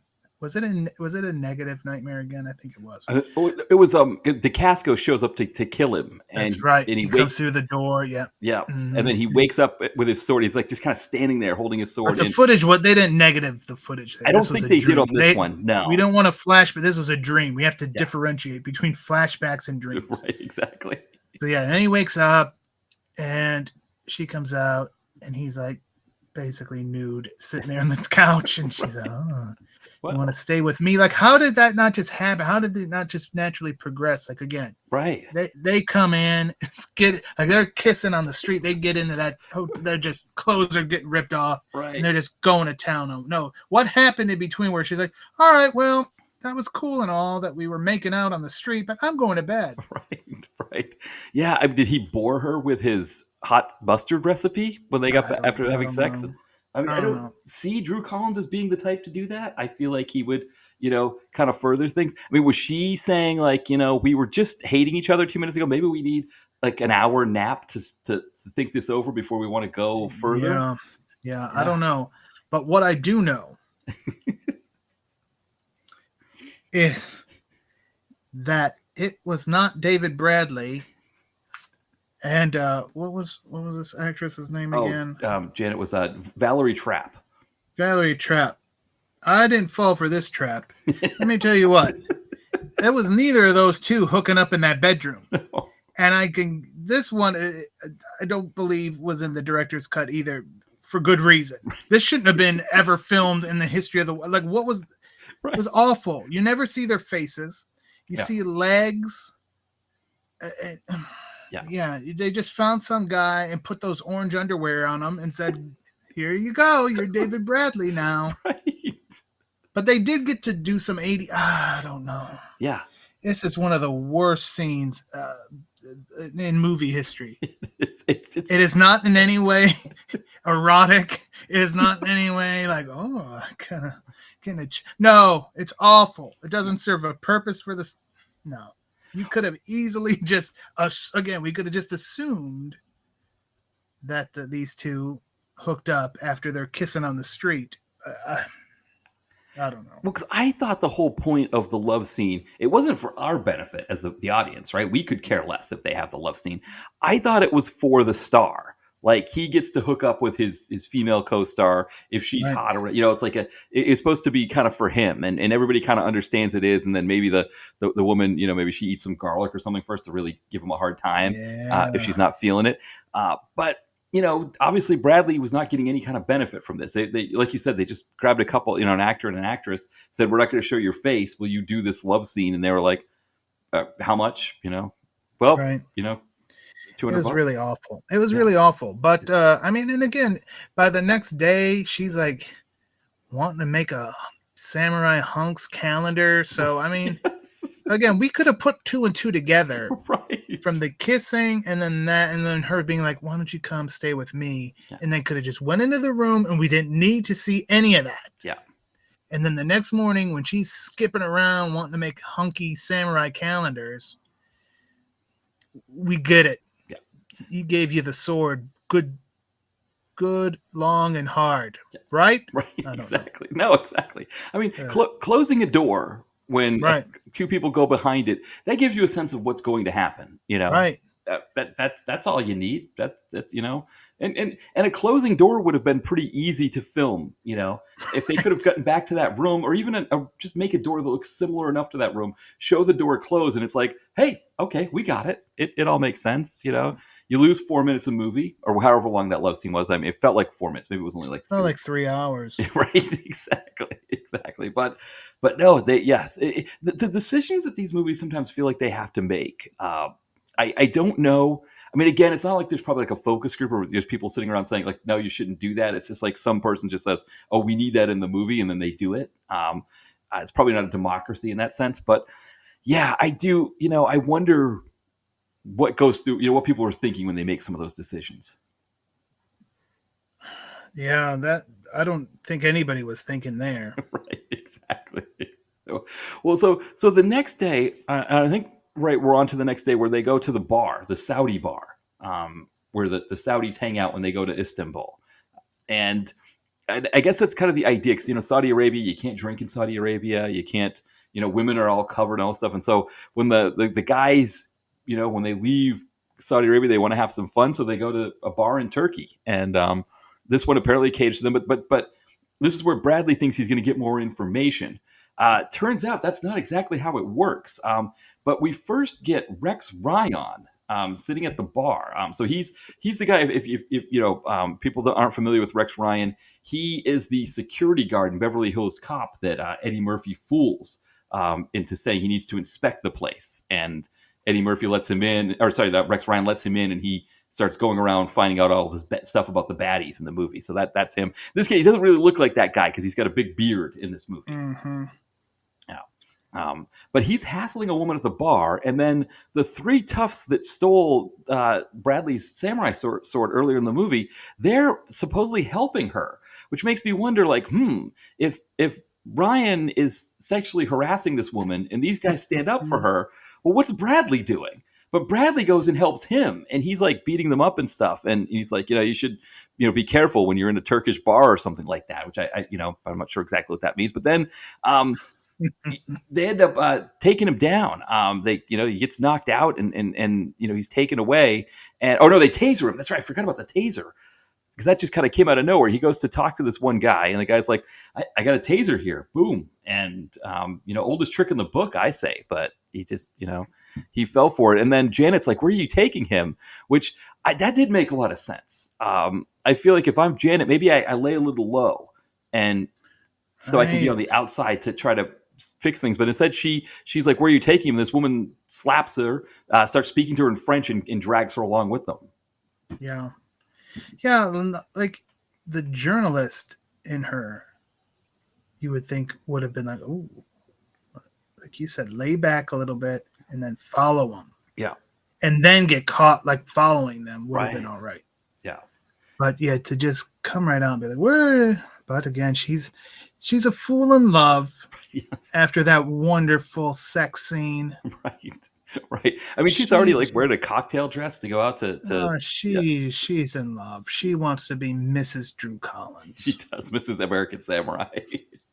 Mm-hmm. So we also find out that there is an underground fight thing happening here, because naturally, yes. Now this is pretty funny here, where the American Samurai, we got at Dacascos. Sorry, not the Americans. The Japanese samurai, Dacascos. He's there in this underground fight ring, fighting against this guy who's got like those kind of moon-shaped blades, on each arm. And he's also missing an eyebrow, so I guess he may have been using those to trim his eyebrows and went a little too far on one of them. He thinks he's going to defeat Dacascos, and Dacascos does the old slice the arm off routine. Beautiful. Which the guy kind of responds a little bit more stoically than I think I would if I had my arm chopped off. I would probably be screaming in pain. He's just like, It was the shock. It was the shock of it all. Yeah, I think you're right. Yeah. Now, I wouldn't suggest trying to see what your reaction would be. Right? No, I certainly won't. No. Would I be screaming like a crazy man, or would I be just being shocked? Right. Yeah. Honey, get the katana. Right. Exactly. We'll film it for YouTube so everybody can see it. Yeah, I've got to get my views up. I think this would do real good. Exactly. You're going to have to edit it, though, because I'm only going to have one arm. Yeah. And then I think with the katana, probably the first cut is going to maybe go like just deep, but not really, it's like, all right, honey, you got to go again. Sorry. Now I'm really feeling it. I'm feeling it now. Yep. That's for sure. It's going to be a mess. Right. Don't do it. Just don't. Just put that idea in the garbage, like the sex scene should have been. Go on. Exactly. Now, what I loved was that after it was determined that Dacascos had defeated this guy, right? Because he finishes him off, he kills him, and so it's determined that he defeats him. Like the end of the period at a hockey game, we get this big horn that goes off. I was like, what was that? Like, this is like some kind of sporting event or something. Like, it's like, okay, everybody, it's like the hockey players are done doing their pre-skate before the second period starts. I don't know what that was. Yeah, this is I don't know that we've seen too many underground fight rings in Turkey. So, when in Turkey, I guess, I don't, Right. And definitely never seen one with blades. I mean, I think that's another way this movie was sold, is it's blood sport with blades. Yeah. I think was one of the taglines or something. But yeah. So this is, again, taking proven things that have worked in the past and adapting them for Mr. David Bradley. Yes, exactly. Yeah, no, yeah, and I think I'm trying to think. Do we get the fight between Vreeken and Conan first, or does Bradley find out what's going on first? I can't remember. I can't remember. I feel like he might find out what's going on Right. first. He wakes up in the prison. Then we cut back to some more of the action. That's right, because he's hanging. He's like tied up or whatever. Like his arms are above him, and Dacascos comes in and explains to him what's going on. That we're gonna fight. I need to defeat you once and for all. And Bradley starts lecturing about what his father would have wanted, and he's not hearing it. And then he's like, "Well, you're gonna have to fight." And the guy who's running the thing brings him in his own samurai outfit that he can wear. But yeah, he kind of lays it down that, listen, Bradley, I think there's the one quote where Dacascos talks about how he's perfecting his craft by killing more men, and Bradley's like, but don't you remember the other part of that? That when, you realize you shouldn't have been killing people. It wasn't a good idea. You don't want to be killing people, but that doesn't make you a great warrior. You could have done the ADR work for David Bradley. I could have. Just let the girl go, and I'll fight however you want. Just let her go. I'm not going to fight for you if you don't let her go. That's really good. Am I doing Bradley or am I doing Snagglepuss from Hanna-Barbera? I guess. Yeah, I don't know. Yes. Right. The answer to both questions is yes, and that's why I think it's so good. Okay. So while Bradley is sort of contemplating his fate, we get Ron Vreeken, who, I guess I know him from Rage and Honor. Rage and Honor 2. Yes. I'm wondering if he ever went by the name of Freakin' Vegan. I was going to say the same thing. Right. Yeah, because it's like essentially the space that he inhabited was, okay, are we making a movie in Australia or Asia? That's one. And two, will Matthias Hughes not travel to do this movie? Right. And so if you've got yes to one and yes to two, get Vreeken. Follow the flow chart. Right, and exactly. You end up at Vreeken. Yep. Yes. And so here he is with this big, massive sword that he's swinging around, and he's fighting a character that's literally called Conan. Why not? Yeah, we're just going for it here. And they're just like swinging these big swords around. They're hitting the bars. There's rich guys in tuxedos holding out money and yelling and stuff. And it looks like Conan might beat Vreeken until Vreeken bites a piece of his cheek off, which yeah, I Mr. Firstenberg, if that's a scene that you kept in the movie, then I'm gonna have to still question some of your decisions on this movie. He wanted to build him up as a big monster heel, apparently, and he got a somewhat cannibalistic. Right. But the fact that the other guy goes by Conan, I think was just beautiful. That they were just like, no, we're gonna add Conan the Barbarian. Here he is, just fighting here in the future. And, right. Yeah. He's in the public domain, isn't he? Right. He is now. I guess so. Yeah. Would he have been in '92? I don't think so. No, because that was why He-Man was invented, was that Conan wasn't in the public domain. And they were just like, well, wouldn't it be a lot cheaper if we just made our own version of Conan? And they were like, yeah, I guess it would. And then you can also make a guy who's a bee-man and make like, a creature from the Black Lagoon character. Oh, yeah. Yeah. Yeah. That I do kind of admire the blank canvas of He-Man, that they were just like, we're going to make anything that we think kids at this age are going to like. I admire a lot about He-Man, but there's one thing that I do not like about He-Man. That's fucking Orko. Yeah. He can go to hell. No. Well, and the other thing about Orko that I didn't like, and I guess Man Ram, was that his name? Man Ram or Ram? I think it was just Ram Man. Ram Man, that's right. Man Ram is something else, but yeah. Right. That's what Vreeken does when he goes under by the name Vreeken. Right, he's all with the Man. Oh wait, no, it was Ram Jam was Mickey Rourke, right? In The Wrestler. That was it. That was his move. Was the Ram Jam? That's what. Yeah, but no, those two, the Orko and Ram Man. The thing I didn't like about them was that they didn't have the same bodies that all the other guys had. Mm-hmm. And Orko wasn't to scale. No, that was the whole point, was that they had everybody had the same body that was just painted differently and had a different rubber head stuck on them. So they could all be interchangeable with all the different, things. But, Orko, you couldn't do anything with Orko. Didn't he have like a thing where you could pull and he would like scoot around? Yes. Yeah. But you couldn't ride him on the Panthers or He could have scooted right on out of that show, right. as far as I'm concerned. Yes. So, the thing I always remember was my parents first got cable. It was when He-Man was on, and I remember I was like, "Wow, Orko was all these different colors." That was kind of weird. I was like, I'm not used to, because I was used to black and white He-Man, and yeah, I was like, I didn't realize Orko was purple. I don't know. I don't like Orko No, at all. He's awful. Yeah, no, I can agree. Wildor, on the other hand, I absolutely adore him. Yeah. Yeah. Again, I think they were just throwing stuff against the wall, and it's like, whatever, I like when you watch the documentary, that's the sense I get, is that these guys that were like, just born in like the 50s, who are like, oh, I got a kid, I have a nephew, right? This, Right. this might be, and they're just sitting there in some office in Mattel, just like, with that was the other thing with Orko. It's like he wasn't in the original line of figures. Right.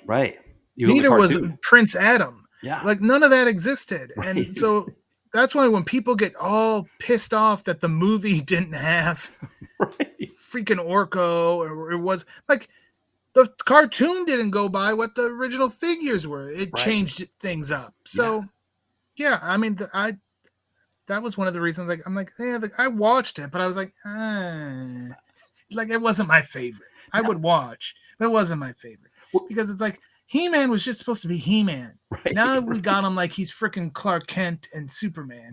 He has to transform, and I get it. I mean, that's the big, I have the power and all that, whatever. But so all you people who hate on that 1987 movie, which is a good freaking movie, you bastards. At least it's entertaining. Maybe good's going too far, but I mean, it's entertaining. Yeah. Because again, the reason people hate it, it's because it's not like the cartoon. Well, good, because that cartoon was not that good. No. Well, because the cartoon, like you said, it started off as just like people just making a cartoon. That they weren't really in cahoots with the or they were just making stuff up as well. And then eventually, like they got in line with the figures, and so then the cartoon was like a half-hour advertisement for whatever new character or new toy was coming out. Right. So yeah, the movie was its own thing. I mean, I would have liked it if they'd been on Eternia more and done more Eternia stuff, but it just that wasn't to be. They need to do it on a budget, and so you got to do it on a budget. You bring everything to Earth. It's still on Eternia quite more than people say it is. Yeah, isn't. Well, that's true. I'm gonna get the stopwatch out next time I watch. Yes, that's good. I'm gonna have what's the Earth to Eternia content. Yes. Well, the other thing is the Frank Langella performance is just amazing. How are you going to complain about that? And how are you going to complain about Dolph Lundgren? I'm like, who else was going to be He-Man in 1987? Yeah. I mean, that's the thing, unfortunately for Dolph, is that movie and Punisher just didn't do as well as they should have. Right. But he was playing an action figure, the most popular action figure of the time, and he was playing one of the most popular comic book characters at that time. Punisher was up there as one of the most popular. Yeah, and neither of them worked out for him. We're talking about Mark Dacascos, having these near misses. I mean, Dolph. I mean, geez, Rocky. If you line up Rocky, He-Man, Punisher, that should be a as the kids would say, a 3-movie run. That you can't really beat, but unfortunately the second two in that run weren't received as well as they should have been. Yeah, because Red Scorpion didn't do well either. And so the next thing it's like, okay, well, let's pair him up with Brandon Lee and see if we could and then let's pair him up with Van Damme and see if we could salvage him. Yeah, it's just it's a shame because he, like you said, he is He-Man. I mean, that's just right. Like they're trying to reboot He-Man, and it is going to be interesting for people our age who know Dolph as He-Man, how that's going to work. I mean, the Jared Leto as Skeletor. I mean, he's got to do something completely different from Langella to get out from that shadow, I think. Yeah, I was joking with my friend who's like, Jared Leto, a Skeletor. I'm like, but everyone loved him as the Joker, so this should be fine, right? Certainly there's not been a precedent set where people really hated him playing a known character. So we're fine. We're in good hands with Leto. Yes. Yeah, that's a good point, too, because I think somebody posted online, like, who's your favorite Joker? And they purposely left his out, and he actually commented, and they were like, no, you forgot one. He's like, you forgot one. And they're like, no, I didn't. It's like, yeah. So yeah, I love every time that the movie comes up. I'm like, everybody loved Jared, and he will get so angry because he's like, nobody liked that. I'm like, oh really? I didn't know. I didn't. Right, I thought people liked that Joker. I remember hearing a lot about it. I guess it was bad, and I just kept hearing about it and assumed that people liked it because they kept talking about it ad nauseum. Yes. Yeah, that and Morbius was a huge hit. So, oh yeah, people love that one. Yeah, I mean, I guess I feel like Morbius was one I got like a screening invite to, and I'm like, yeah, no, I'm gonna pass on this. Oh, you did? Because I'm like, I don't even know what this is. It's like, no, we're getting too deep into the weeds of Marvel. I don't even know what the hell a Morbius is. No. Well, the thing was, Morbius was originally supposed to be in the second Blade movie. Because he's like, he's this vampire character, and the people who made Blade were like, oh, we're gonna tease essentially just kind of the way Superman and Superman 2, you had the kind of the seamless sequels. That's what they were going to do, and Marvel was like, no, we want to do our own Morbius movie. And or I think another company bought the rights to Morbius, and they were like, we're going to make our own Morbius movie. So you can't use Morbius. And they're like, all right, well, I guess we'll have Luke Goss play something completely different, and it's going to work out perfectly fine because really you just have that great scene of Wesley Snipes getting the blood into his system, and then you hear, listen, all you motherfuckers, and he just gets up and he just starts, Chris Christopherson throws him his sunglasses, and it's like, yeah, we didn't really need Morbius in that movie. It was like, if you got Wesley Snipes being awesome, that kind of just covers everything. Right. Yeah. Yeah, which is something Stallone should have learned when he did Expendables 3, but he just. Oh. Yeah. Sorry, we're going off on a different tangent there. What movie are we talking? Oh, right. American Samurai. American Samurai. 1992. Yeah, so Regan has just dispatched of Conan the Barbarian. Yep. But now we've got these two martial artists. One who has like a knife in his ponytail, and yeah, I liked him. And then the other guy has he's got the swords all around. I guess I forgot. We get the moment before where we find out that Rex Ryan, and I keep calling him Rex Ryan just because I don't want people to think that the former head coach of the New York Jets is in this movie because he's not. Again, it's the guy who played the security guard in Beverly Hills Cop who. Eddie Murphy fools, which in this case I would say David Bradley maybe is using a little subterfuge of himself. He's doing this interesting thing where he's talking to Ryan because Ryan shows up and he's like, oh hey, I figured I'd find you here, and Bradley's like, okay, I guess I'll talk to you because we're both Americans, even though I was raised in Japan, but we're technically right. we're both Americans. Red, white, and blue, baby. Let's stick together. Exactly. And he's showing strangers in a strange land. Right. Exactly. I'll take you through the ropes here, Brian. Or I keep forgetting his name is Ed Harrison. So, which I should use that name because my nephew Harrison, he's going to be having his 9th birthday tomorrow. So very good. Happy birthday, Harrison. Thank you. Yes, hopefully. I don't think he's listening to this. I don't know if you better not because some people on this show have a freaking potty mouth. Right. We have the explicit tag on here. Yeah, exactly. But yeah. So Ryan is talking, and Ryan, he first sees this one guy with the blade, and he's like dancing around doing all the stuff with the blade, and Ryan's like, oh man, that guy looks tough, and Bradley's like, yeah, he's no, or no, he goes, Ryan's like, boy, he's tough, but you take his sword away, he's probably nothing, and Bradley's like, he's not gonna lose his sword, but he's not gonna win either. He wastes too many emotions with all those dancing moves. Somebody would take him out really easily. It's like, oh, okay, all right, well, I guess that's that. So, and so the guy who dances around with the sword, he fights the guy who's got the blade on the end of his hair that he keeps in his mouth when he fights. Yeah, it's good. Yeah. He was the best. Yeah, and he did damage later into Kanjiro. He got him. Yeah, though he never used the hair, did he? He never used the hair knife. Like he wasn't swinging his head around or anything to get anybody. I think the hair knife is what catches Dacascos. Oh, you might be right. Okay, that might be what it was. That's right. Yeah. Because I'm skipping ahead, folks, and I really shouldn't. It's okay. No, that's all right. Well, no, because the way the hair knife guy, the way he defeats the other guy is that the other guy does some flip off the wall and he stabs him. Right? Isn't that what happens? He kills him, and I guess that's part of the deal with the wasted motions. Don't be doing the wall walk technique. You're gonna get killed with that. Obviously, we see it. Yeah, you're gonna die. Yeah, no wasted motions. So Yeah, now Ryan does get his first fight, but kind of throughout this, we get these moments of Bradley sitting in his cell or sitting in the locker room area where he's like getting tips. He's essentially remembering tips from Fujioka, but we're hearing them in Fujioka's voice where he's telling him like, use your opponent's strength against him or all these kinds of things like that. And it's like all of these elements that I guess are going to be used when he fights people, if you remember them, because they're just kind of piled up throughout the movie. Yeah, and I think this is another area where the director's cut may have changed that a bit, so to maybe declutter and like put more focus on the fight. Again, I saw that one once. I've seen this version many times. Yes, probably more times than a person should. But here we are talking about it. Right.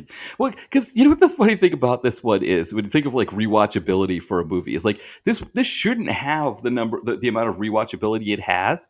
But I think because of the way it's divided up, when you get to the bar scene where he gets captured and he's in the fight, it feels like the movie's almost over at that point. Right. It's just like a bunch of fights happening back and forth. It's like they go kind of quick after that. So when you're watching and you're like, oh, we're almost at the scene where they're at the bar, you're like, well, I don't have much of this left. And so, I mean, I watched it on Fossum, where Fossum does like 3 minutes of commercials every 10 minutes. So it's just a mess. Yeah. I had to break out the, you know what? We covered Bulletproof on the Bulletproof podcast. And I'm like, oh, I guess I just watch it on Fossum. And then later, as I was like, when I was looking for pictures, I was like, oh, it's on a 4-pack. Oh shit, I got that 4-pack. I'm like, damn it. I watched all those Fossum commercials for nothing. Yeah. They're no Tubi. They jam them in there.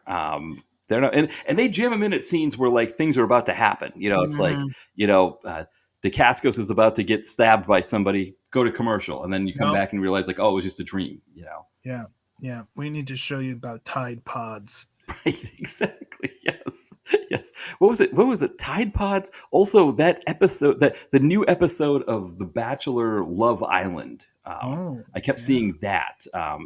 And so if you're curious, they're mixing the young bachelorettes with the golden bachelorettes. Oh, this ought to be this is just TV ratings. Yeah, exactly. The only thing that's going to beat that in the ratings is a show about a kamikaze pilot who crashes into a dining room, kills this kid's parents, and then becomes his legal guardian. Yeah. And, to be honest, like I imagine like linear TV is probably not picking that up nowadays, but Netflix, I'm sure they would give you 3 seasons. Yeah. Netflix, Bob Netflix, if you're listening to this, hit us up. I'll do it. I will write you a nice series. Yeah. It'll be great. Yeah. We'll call it American Samurai. That's what it'll be called. Yeah. Right. He's going to have his own sushi shop. And we got to update it. You wouldn't have had that back in the 70s, but you could have it now. Yeah.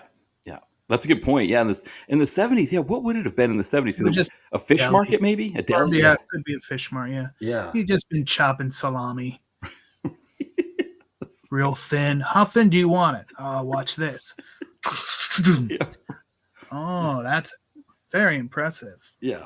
Who I'm trying to think of like you have like the neighbor would be like Vincent Gardenia or somebody like that. And it's like, he's good. Right. He's good. Yeah. If you couldn't get him, then I want it to be Michael V. Gazzo. Oh, yes. Yeah. And they go there to order, they go to the butcher shop and there's Pat Morita and he orders the salami. He's like, yeah, I want it cut thin. This is how we used to do it in the old country. We have it really thin, So he goes, oh, okay, I will make it thin, and he just, like you said, doesn't, they cut away and you see him just like chopping. They cut away and then you cut back and it's like all very, and he's just like, whoa, like he holds it up and you can see through it. Like, whoa. Mamma mia. Right, Mamma Mia. Right. And the laugh track is just, yeah. That would probably be followed by the clap. I always remember that with like the Norman Lear. The laughter. That kind of clap. All right. Yeah. The laughter plus the clap. They were, that's nice. That's good. Yeah. Double whammy. Right. Exactly. So, now, we do get a little bit of an interlude with Janet. The woman speaking French is giving her a hard time. And then David Bradley tries to negotiate her release so that she can at least be free from this. But they don't outright say no. It's more like they kind of like kick the can down the road. Like they just well, maybe if you do this, we'll let her go. If we do this, no, if I don't fight and I die, then you won't get me to fight. And like, okay, well, we'll see. Why don't we see? Okay, all right. Well, then I'll fight this next one for you. Yeah, poor Janet, Miss Ward, if you're nasty. If you're nasty. Yeah, she's not. He's like, I don't understand any of this, and I'm like, there's times I'm like, I'm right there with you, sister. Exactly. I don't understand a lot of this either, but we are stuck in Turkey. Yes, exactly. You push your luck, you ain't never getting out. So just kind of shut up. Yeah, just get out of this. Yeah, take it easy. They're probably rifling through your carry-on bag full of Ann Taylor Loft clothes right now. Just let it happen. Just get through this. But yeah, you're right. She's kind of pushing it. Now she does watch Mark Dacascos' first fight, but we get a fight before this where Rex Ryan fights somebody. And it looks like the guy might be what? Oh, the pirate. Yes, the guy. That's right. I forgot about the pirate thing. Oh man, that's right. He's like underestimating him because he only has one eye. Right. Because that's like the whole thing is that like Ryan is just sitting there sizing up the competition, and every time he points somebody out to Bradley gives like 5 reasons why that guy's going to beat him. Right. It's like when you listen to like sports radio and there's like the announcer guy is doing the interview, like the sports radio show is interviewing the announcer guy, and they're bringing up like possible playoff opponents, and it's like every person you bring, every team you bring up, the announcer guy's like, well, that team's going to be really tough, and that one's going to be really good. And I remember in the Boston channels, one of the radio guys said to him like, well, they can't all be good. Like one of them has to be bad, right? You can't just keep saying they're all good. And I've never heard anybody do that to the announcer guy before. That you can't just call them all good. But it seemed like that was what he was doing. Well, they've got great forecheck on that line or whatever. And it's like no, they're squeaking into the playoffs to get people over, and you want to make everything seem like it's going to be the greatest thing they've ever seen. Right. So if he's like saying, "Oh, this team sucks," then why should we watch that game? Right. Well, that's a good point, and I guess that's maybe what Bradley was doing. I never thought of it that he's like, like he's telling us, the audience. I didn't even think of that. They're like, oh, the guy with the pirate, oh, you, the audience, you think that guy with the pirate, with the eye patch, you think he's going to be an easy loss. Stick around. Don't change the channel. And then the home team beats all these teams that have been built up like they were the greatest thing ever. Exactly. It means more. Like they beat somebody. Yeah. Not just some scrubs. Yeah. No, that's a good point, right? That like the announcer guy, he's got to build it up because he wants the ratings. He wants you to, plus the announcer guy does not want to be the aggregated one, right? Like the sports radio guy doesn't mind being aggregated, but the announcer guy does not want to be the one that like, he's there for life. Right. As far as he's concerned. Right. Exactly. Right. He's like, if I could do this gig for, because some of those sports guys, they hang on they're the voice of whatever team forever. Right. As long as they don't rock the boat or do something stupid, they're like, hey man, this is a freaking sweet gig and I'm going to ride it all the way to the end. Yeah. Yeah, exactly. It's like I don't get to see my kids grow up. But other than that, and maybe that's a part of one of the selling points for them, right? Is that you're traveling around the country and, you don't have to worry about pickups and, all that other stuff at school. And you're getting to see the whole country and you get paid well. Like you said, you get paid well. So it's like, yeah, I'll just pretend that every team that our team is playing is good, and I won't get aggregated.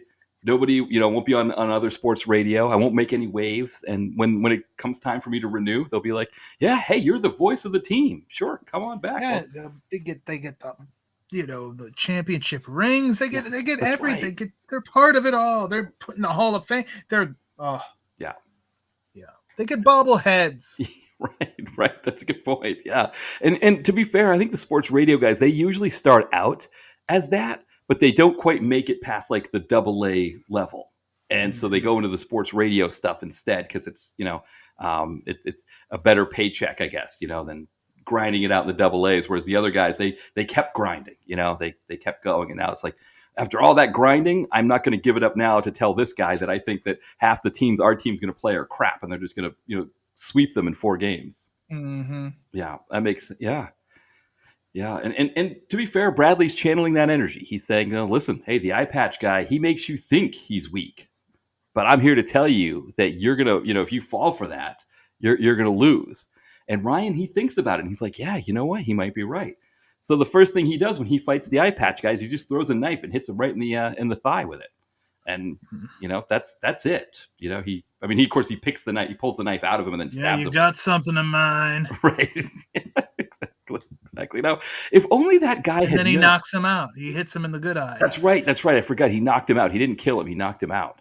Had that guy watched Beverly Hills Cop 2, he would have known that the way to beat Rex Ryan is through subterfuge. It's not, attacking him one-on-one. Now, do you think he would have watched that movie by legal means, or would he have pirated it? Oh, good call. Yeah, I love the idea that that's the kind of pirate he is, too, that he's like the streets of Istanbul with all the tape. He just wears the eye patch as a fashion thing. Right, exactly. Right. Pirate, he just started like, everyone's like, hey, it's the pirate. What do you got for me this time? Oh, I got Batman Returns. Yeah. Oh, really? Yeah. Cool. Thanks, pirate. Yeah. Oh, I'm sorry. I need to be somewhere. What? You got to be somewhere? Yeah. Sorry. Let me just pack this stuff up. I'm sorry. I need to go underground for something. Okay. Will you be here tomorrow? Yeah. No, I should be here tomorrow.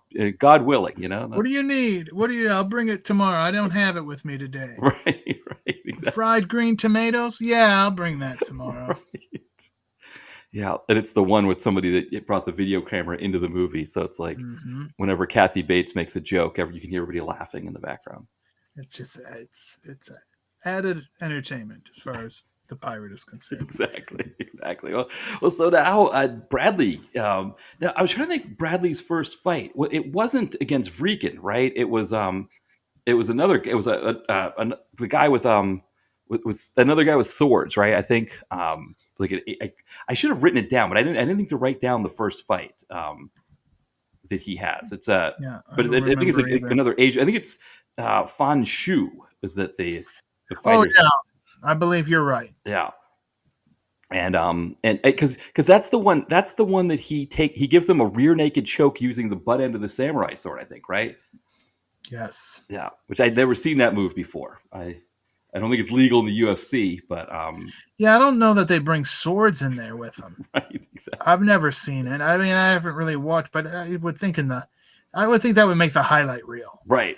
Yeah, somebody brought in a samurai sword, even if he only used it for a rear naked choke. That would still be, yeah, that would be a concern. But that's how he beats him. Of course, everybody boos, right? This classic, punch fighter, tournament fight movie. If you let your opponent live, you get booed for that.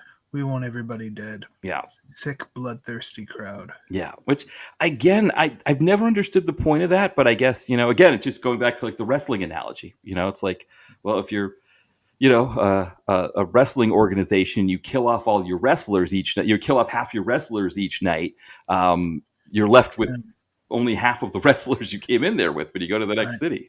Yeah, they don't care, these people. No. They're like, it's more the Roman gladiator time. Like, they just want death. They're like, just find some other people to come in here.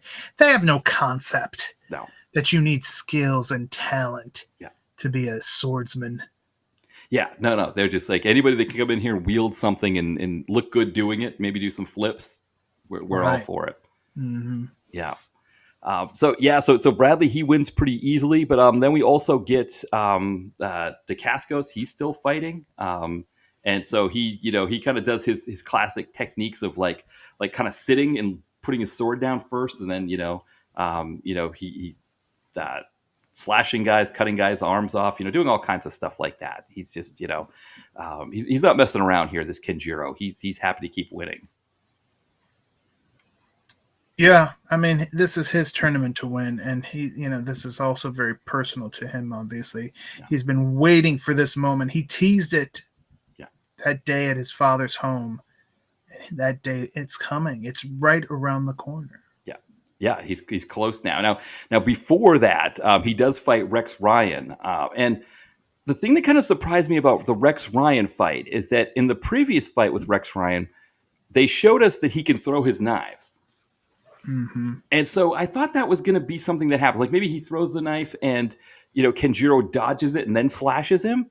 But it's almost like Rex Ryan forgets that he can do that when he's fighting Kenjiro. Yeah. in today's CGI world, Kojiro would have like blocked Right. the knife with the sword, and then the knife would have gone back Yeah. right between the eyes Which of Cowboy. something like that happens at the end of the movie, doesn't it? It is. That is true. We get something kind of similar. That is true. Yes. But yeah. So he it doesn't work out well for Rex Ryan. I mean, again, I think if he would have had his druthers, he would have chosen the subterfuge. Getting fooled by Eddie Murphy works out a little bit better for you. You just have some egg on your face. That's all you end up with. Which you wipe the egg off and you go about your business, as opposed to in this case where you get a big slash mark that goes from your chest all the way up through your head. Yeah, that was good. Yeah. That was. If you're gonna go out. I mean, he's not going to the hospital like Jackson. No. He's just going to the morgue. Or just a ditch somewhere where they put these people. Probably, I don't know. Right, throw them into the Aegean or whatever.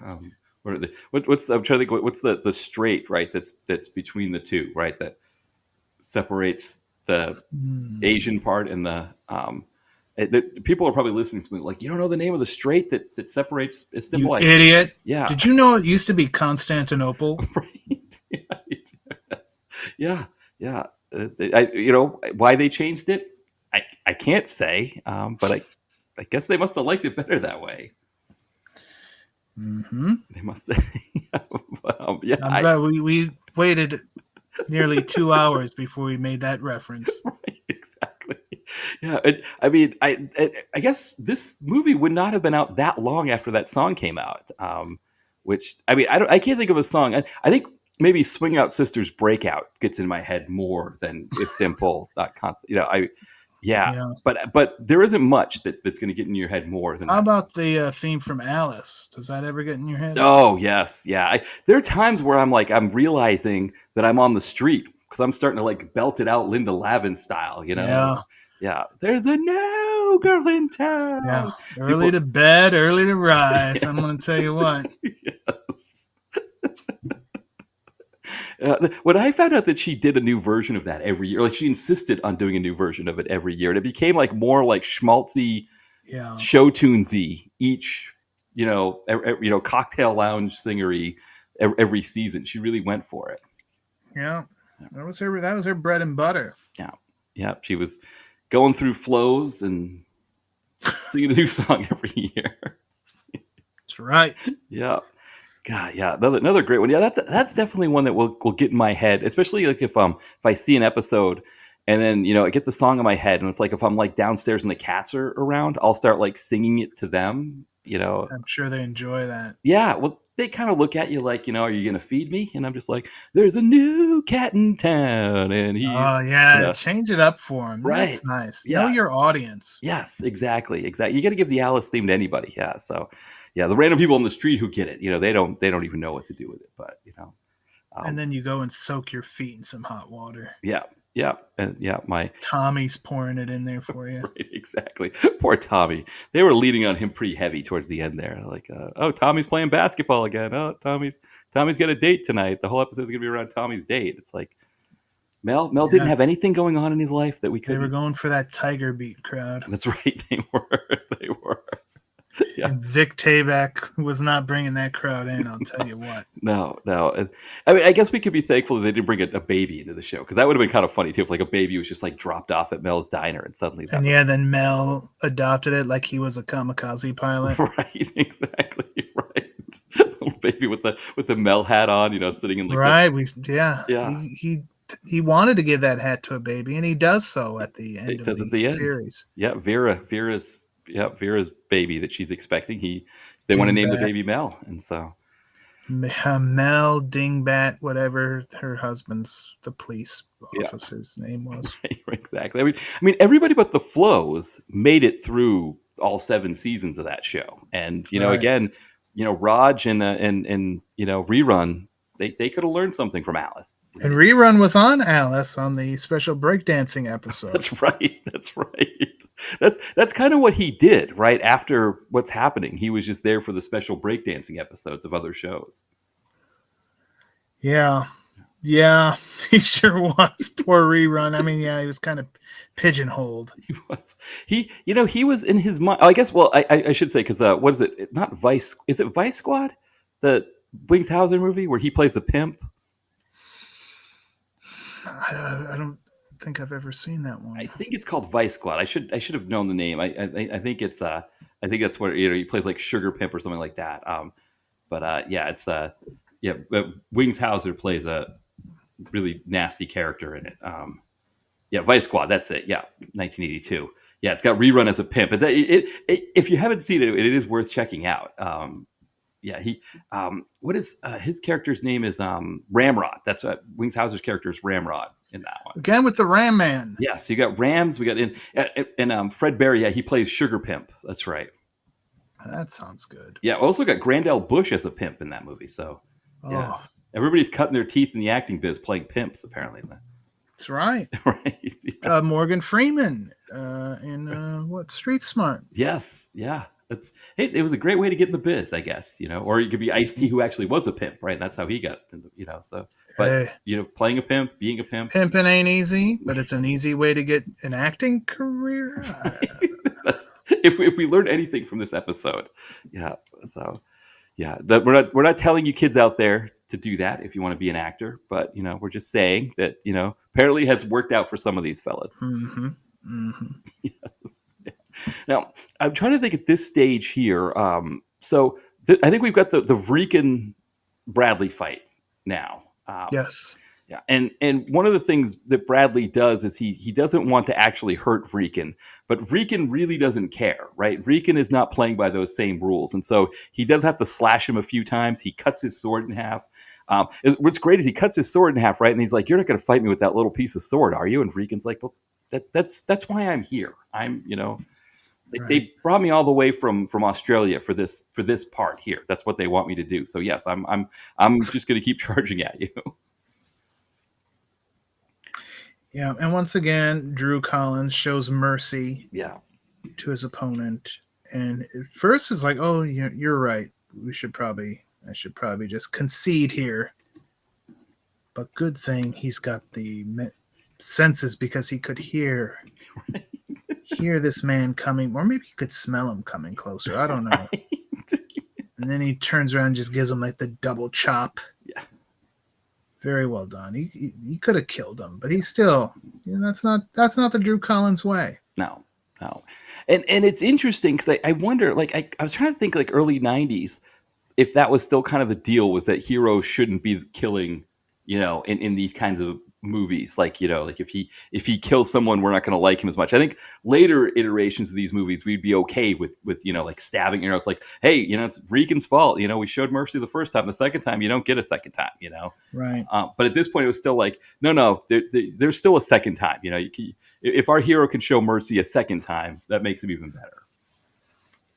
Yeah, I mean, in this kind of environment, there's really no reason. I mean, other than the bloodthirsty crowd wants it. But you know what? Like, they didn't do anything personally to this man. No. They're all just combatants in this tournament. So yeah. I guess it's kind of a tournament. I never saw any official bracket. No. Well, there was a book, right? And there was they were like drawing numbers, and they were just drawing people at random. Yeah, I think it's fixed. Yeah. Okay. Yeah. I'd like to have a bracket so I could follow along at home. Yeah, I agree. You want to be able to fill out the bracket too and see, how you. Right. Yeah. Everyone, all the kids could have been filling that out that summer as they prepared for the release of American Samurai from Canon Home Video. Right. Exactly. Well, because the thing is, right, the not having a bracket is what allows them to just mix it around and be like, oh, this person fights, Right. And so they keep us guessing, I guess, all the time. I guess so. Yeah. But yeah, we get to the final fight. We got, Kenjiro is fighting our hero here. And it starts off, it kind of just, they start off kind of, sitting across from each other. I think Bradley says a couple more times, like, hey, you don't have to do this.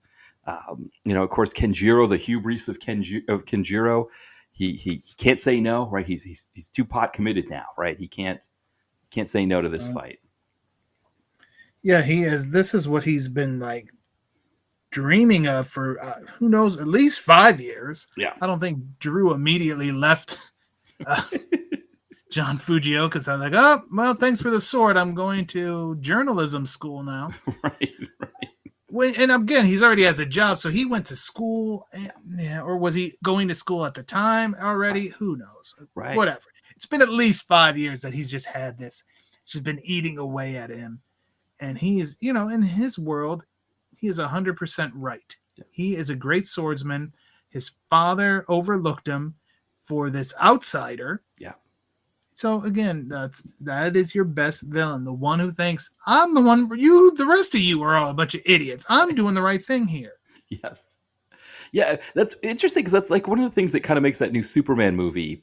An interesting twist on Lex Luthor is that he thinks he's the one who's the right and everybody else is wrong. Exactly. Yeah, which I think is an interesting because again, in the 70s ones, you've got Gene Hackman just chewing scenery all over the place, and just being this fun but yet villainous Lex Luthor.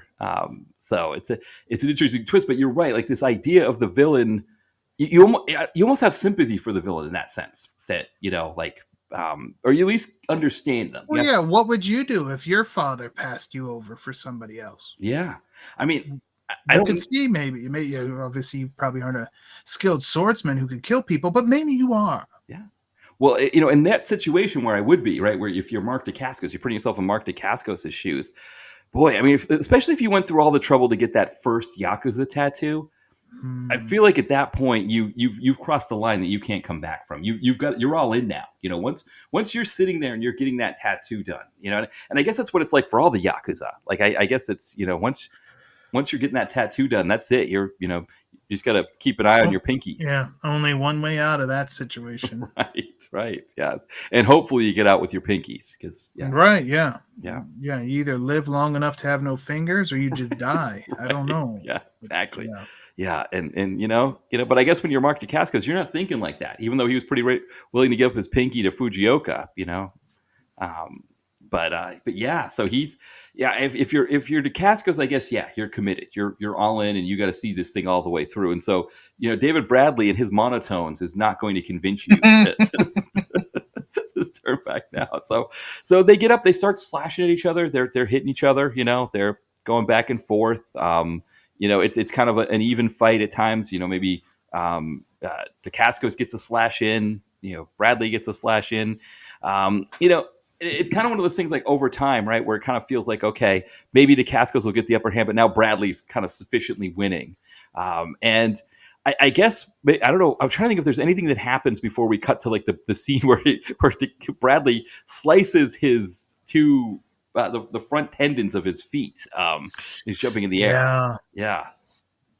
That's pretty brutal. That was a rough one. And so he's like kind of limping. He can't get up. And he's telling Bradley to finish him. And Bradley's like, no, I'm not going to finish you. No. And he's like, well, give me a sword so I can finish myself. And he's like, oh, all right. Yeah, here, take a sword. Here, take the sword. He gives him the other sword, right? The sword that Bradley had. Because Bradley's got the nice sword now. And, you think, okay, maybe this is what Kenjiro's going to do. He's going to take the honorable way out. But he doesn't. He throws the sword at Bradley, and this seems to be like a tense moment. Like, what's going to happen now that he's thrown the sword? Is Bradley going to die? No, he parries the sword back in the air at Kenjiro, and it lands square in his chest and finishes him off. Mm-hmm. Yeah, that's what I'm saying. CGI, you would have had it right between the eyes, but right? You can't do that. No, you have to do it a little bit more. Yeah. Yeah, or CGI. If you look at Out for a Kill, right? CGI would have beheaded him. True, right? That's what's the call. But yeah, that's when he slices his ankle. I mean, that's pretty. That's just like wow. That was a rough one, yeah. And it's like just make like, and when he tries to like stand up, there's this sound like, and I'm like, oh yeah. This is getting brutal, but yeah, that's something and like you see that scene, I'm like, wow, that's something. Yeah. What a fight, right? But it took a lot to. Then you remember. I think that's what causes rewatches. It's like, oh yeah, man, he freaking slices his ankles. Yeah. Oh, takes a long time to get there, though. Yeah, no, you make a great point because this is kind of something I was gonna. Maybe when we were doing your plugs and everything, we're talking about the Bulletproof podcast. When you guys were talking about Kickboxer 4, when I first saw that, I only saw the end where Sasha Mitchell is beating the crap out of what I thought was the Michelle Kesey Tongpo. And I was like, this is awesome. I can't wait to see this again, you know? And I think that end has always sat in my brain to make the movie better.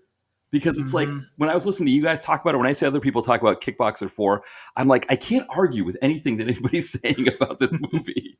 But yet in my head, I enjoy it, even though I know exactly what everybody's saying about it. And it's because I got the end first. And I got to see Sasha Mitchell just beating the crowd, which again, I found out after that it's not, it's Kamal Krifa, not, Michelle Kesey. But again, why was he beating Tong Po so easily? Right. Because it wasn't really Tong Po is the thing you could tell yourself. But yeah, that was wrong. Yeah, it looked awesome when it was on Spike. It was like one of those things where I was flipping through channels and there it was, and I was just like, oh, this is amazing. Here's Sasha Mitchell. This is, like I think when I watched them all back to back, when I started watching 4 after watching 3, I was like, is there a 3.5 or something? Like, did I miss something in between these two movies? It's a very strange series of films. We just kept going down the path. Well, let's just keep going. Yes. Well, and I mean, I guess with American Samurai, I guess to kind of wrap, I don't know that there's anything else that happens after this, right? The credits roll pretty much. Him and Miss Ward walk away. They walk away. They live happily ever after. She gets to the nearest Ann Taylor loft to get herself a new wardrobe. They get back to L.A. They shoot the hunky samurai calendar, and she makes a lot of money because who doesn't want to see David Bradley doing samurai poses? Yeah, with orange skivvy. Maybe they use different colors, I guess. Maybe it's not all orange. Orange for Halloween. I was going to say, one of the fall months would definitely be, orange for Halloween is probably perfect. Yeah. Mm-hmm. Yeah, the pastel purple will probably be for April, I guess. Easter color. Yeah. Easter. Check out the eggs in that basket, huh?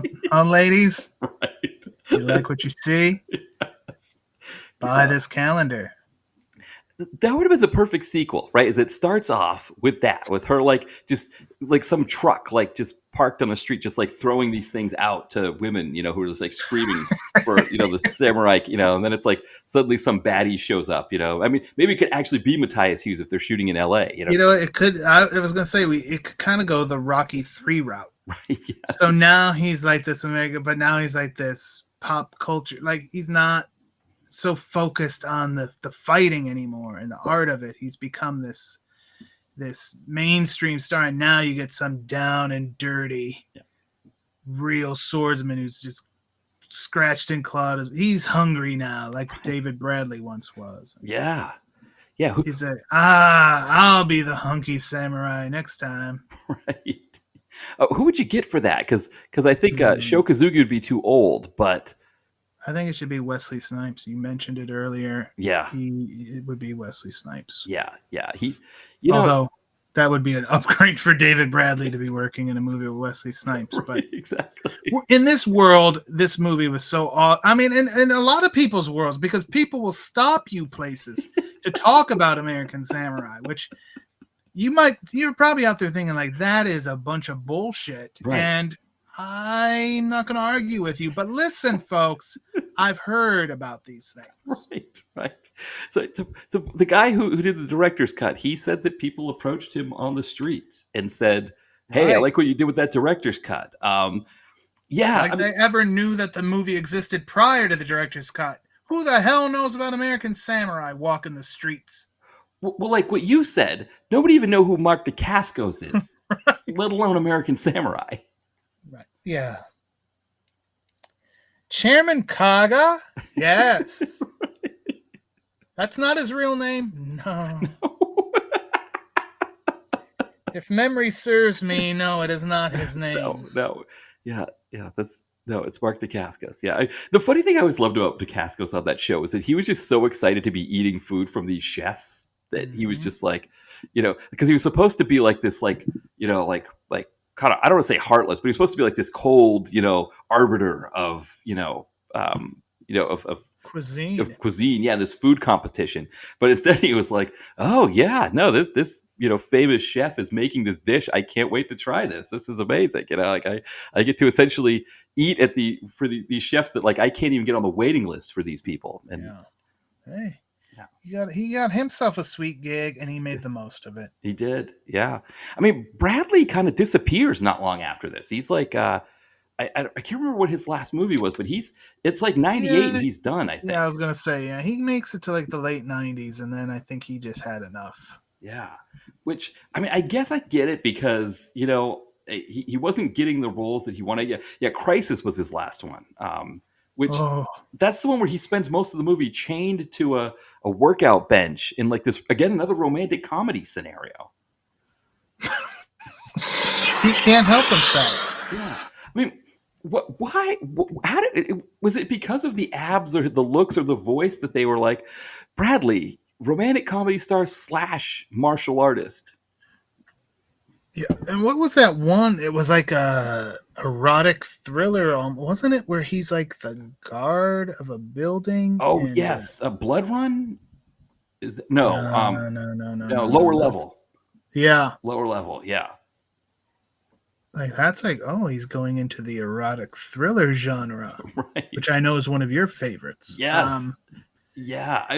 I'm more of a fan of seeing someone like a Wings Hauser in those, but I haven't seen Lower Level yet. I think it's actually on one of the streamers. So it might be. I saw it on YouTube. Well, I don't think I ever finished. It was one of those like I discovered it on YouTube at like 1:30 in the morning, and I'm like, yeah, I'll watch this, and then it's probably made it half in and was like, then it was morning, and I'm like, what happened? And I never went back to it. So. Yeah, that one is one he actually did before this one. Right. Yeah. It also has. He was like trying to escape the action world for a minute. Well, he was on an episode of Murder, She Wrote. Right. Exactly. Yeah. I have watched a lot of damn Murder, She Wrote. Right. I don't ever recall seeing David. I would be popping huge if I was sitting there, and David freaking Bradley popped on the goddamn screen. Right. Apparently it shows on Tubi and Prime, so it is possible to watch it. It's what is it? It's season 5, episode 18. So that's probably part of the reason why you hadn't seen that one. I mean, if a season's got more than 20 episodes of Murder, She Wrote, I know there were episodes where they went to Ireland, stuff like that, but I mean, I grew up in Maine, and I can tell you that, yes, when you watch the news, there are murders, but like the volume of murders, it's like the kind of thing that like, yeah, you'd have presidents saying we want to take over the state of Maine with with all these murders that are happening there. Right. Yeah. Yeah, that's why they had to have her start traveling. Right. But then it becomes even more suspicious. Like, why everywhere do you go are people turning up dead? Yeah. Mm-hmm. Yeah. Yeah, it wasn't Murder, She Wrote, right? It was Murder, She...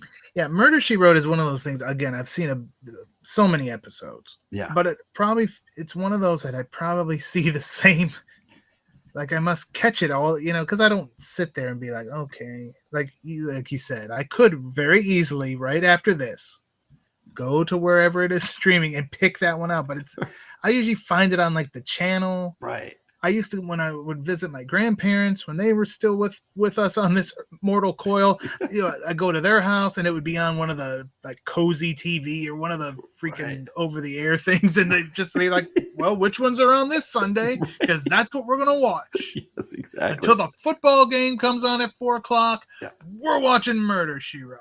Which is kind of funny when you think about it, right? Because it used to be the other way around. When it was airing new, it was on after football. Right. Yeah. Now we're watching it before because maybe Grandpa didn't care about the early game or something. Right.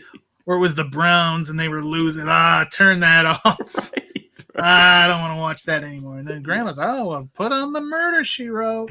Yes. And if it wasn't the Murder, She Wrote, it was the Rockford Files. I was gonna say, or Matlock. I know Matlock's on MeTV still, so that was I always remember watching like the late CBS game on for the NFL because that was like when the NFC was so good that like you were a Browns fan, I was a Patriots fan, which was much worse than the Browns back then. But it was like nobody was watching the AFC. You were watching the Giants against Washington or Dallas or the 49ers. Like those were the teams you wanted to see. And I remember that the late game, Pat Summerall would be like, after this game, follow, you're listening to your local whatever, 60 Minutes, an all new Murder She Wrote, and then an all new Jake and the Fat Man, and it was like, check your local listings for times in your area. And it was always like, yeah, I'll watch, but I usually would, I never really quite made it to Jake and the Fat Man. It was usually like Murder She Wrote, and then I would go to bed. Yeah, I never watched Murder She Wrote in its original run. Yeah. It was a USA Network thing. I would see some of, I would always catch the end because it was on right before prime time. Right. I would catch the end, like when she was wrapping it up, and I'm like, okay. Yes, right, when she was solving the whole thing. All right. I've just spoiled this whole episode. But at that point, I was like, what the? I'm never going to watch this show. Right. Ever. Exactly. Right. Well, can you imagine, what? Because that's the thing. Like, when you watch a Murder, She Wrote, I don't know that knowing what happens at the end really, ruins it, right? Because you're not like, how is she going to solve this crime? You're more like, who's this person that's in this episode? Right. It's more about the cavalcade of stars. That was definitely, and again, it was like, oh, this old woman doing. I'm not watching this. Right. I'm freaking 12. I don't care about this old woman doing that. My grandma can't do this. Right. She's not solving murders. She's making me good food and stuff. Yeah. Same with I was that way with the Equalizer too. I'm like, this old guy. Right. What? Yeah. I liked the theme song, and then when the theme song was over with, I would turn it off. Yeah. Or like Barnaby Jones. I mean, Buddy Ebsen. I mean, he was playing old Grandpa, Judd Clampett on. Right. That's when I could say I've never seen a solitary second of freaking Barnaby Jones in my life. Yeah, it wasn't. I'm aware of it, but I don't know a damn thing about it. Yes. Well, what happened was that towards the end, they were just like, man, even with the stunt doubles and all of that, we just really can't have, Buddy Ebsen out solving crimes. So we're going to have Lee Merriweather. And then they brought in this other guy, Jedediah. Then the two of them were going out and solving the crimes. Well, Buddy Ebsen sat in his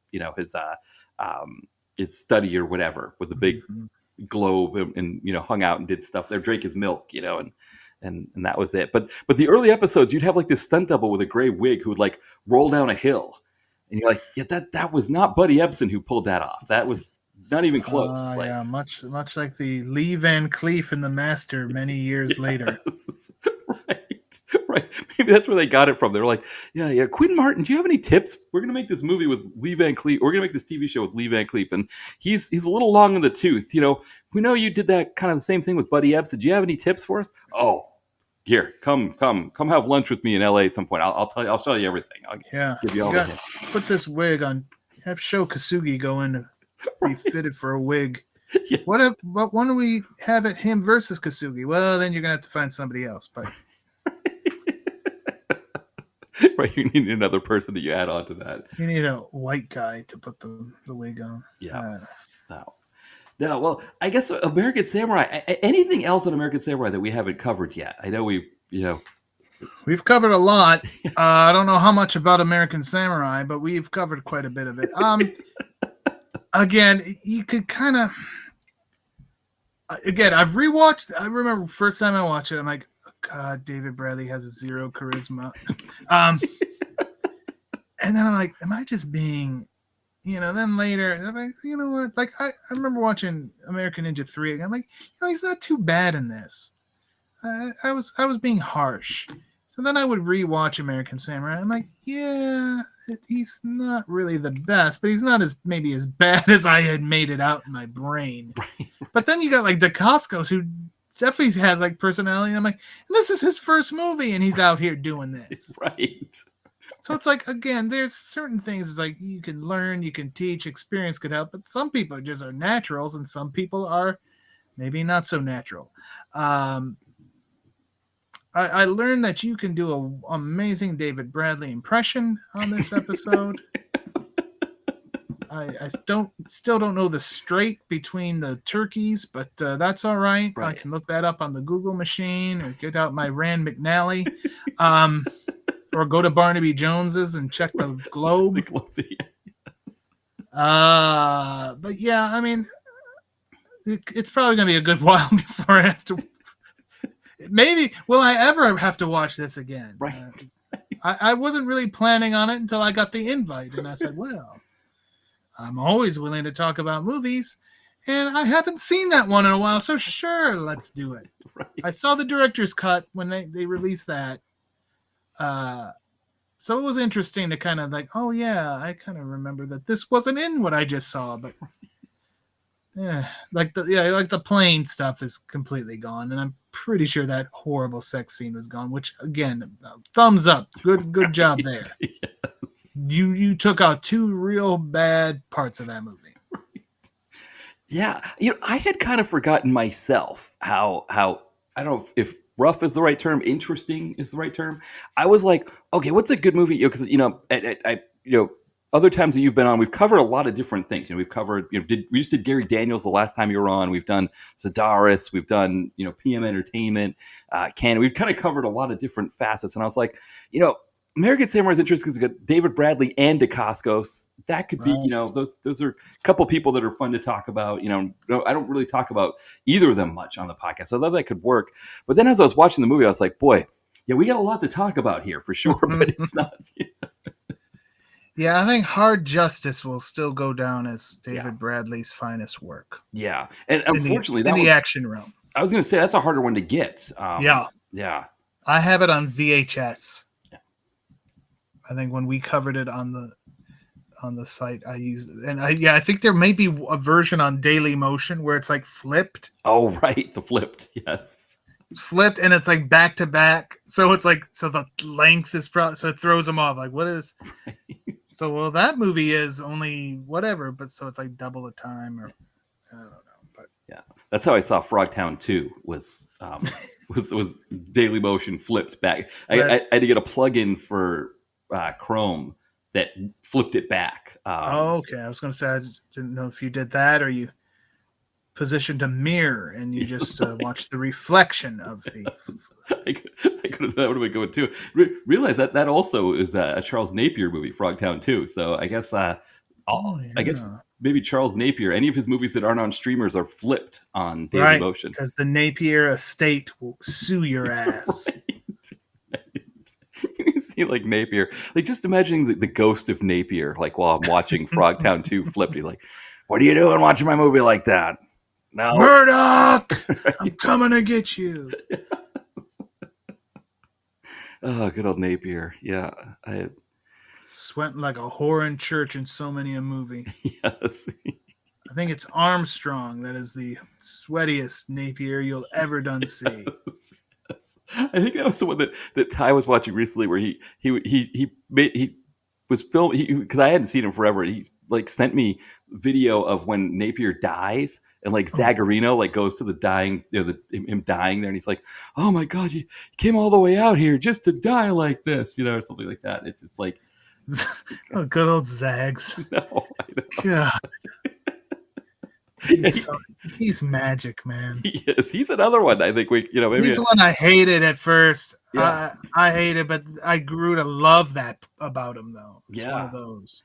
Although I still won't watch any further Air Bosses. I promised myself I would never do it. Did you watch the first one? I think I watched 1 and 2, or maybe maybe I started with like 4, and I'm like, okay, this wasn't fair. I shouldn't be watching like 4 deep. Right. I don't know why I picked Air Boss. You can't explain why I pick some things sometimes. But then I'm like, all right, let me go back to 1. I'm like, nah. No. This is just shit. His name is Bad Dog. Right. His name is Bad Dog. That's his like pilot name. Like that's what you say when the dog shits on the fucking carpet.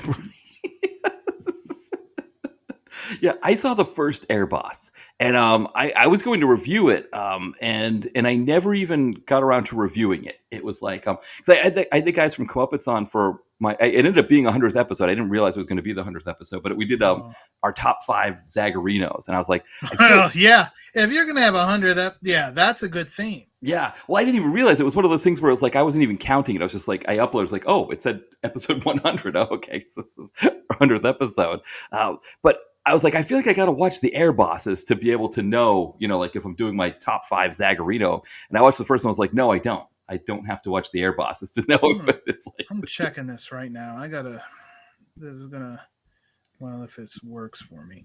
Yeah. Yeah, Zags, he got off on a rough start with me, but then I just really enjoyed his soulless eyes.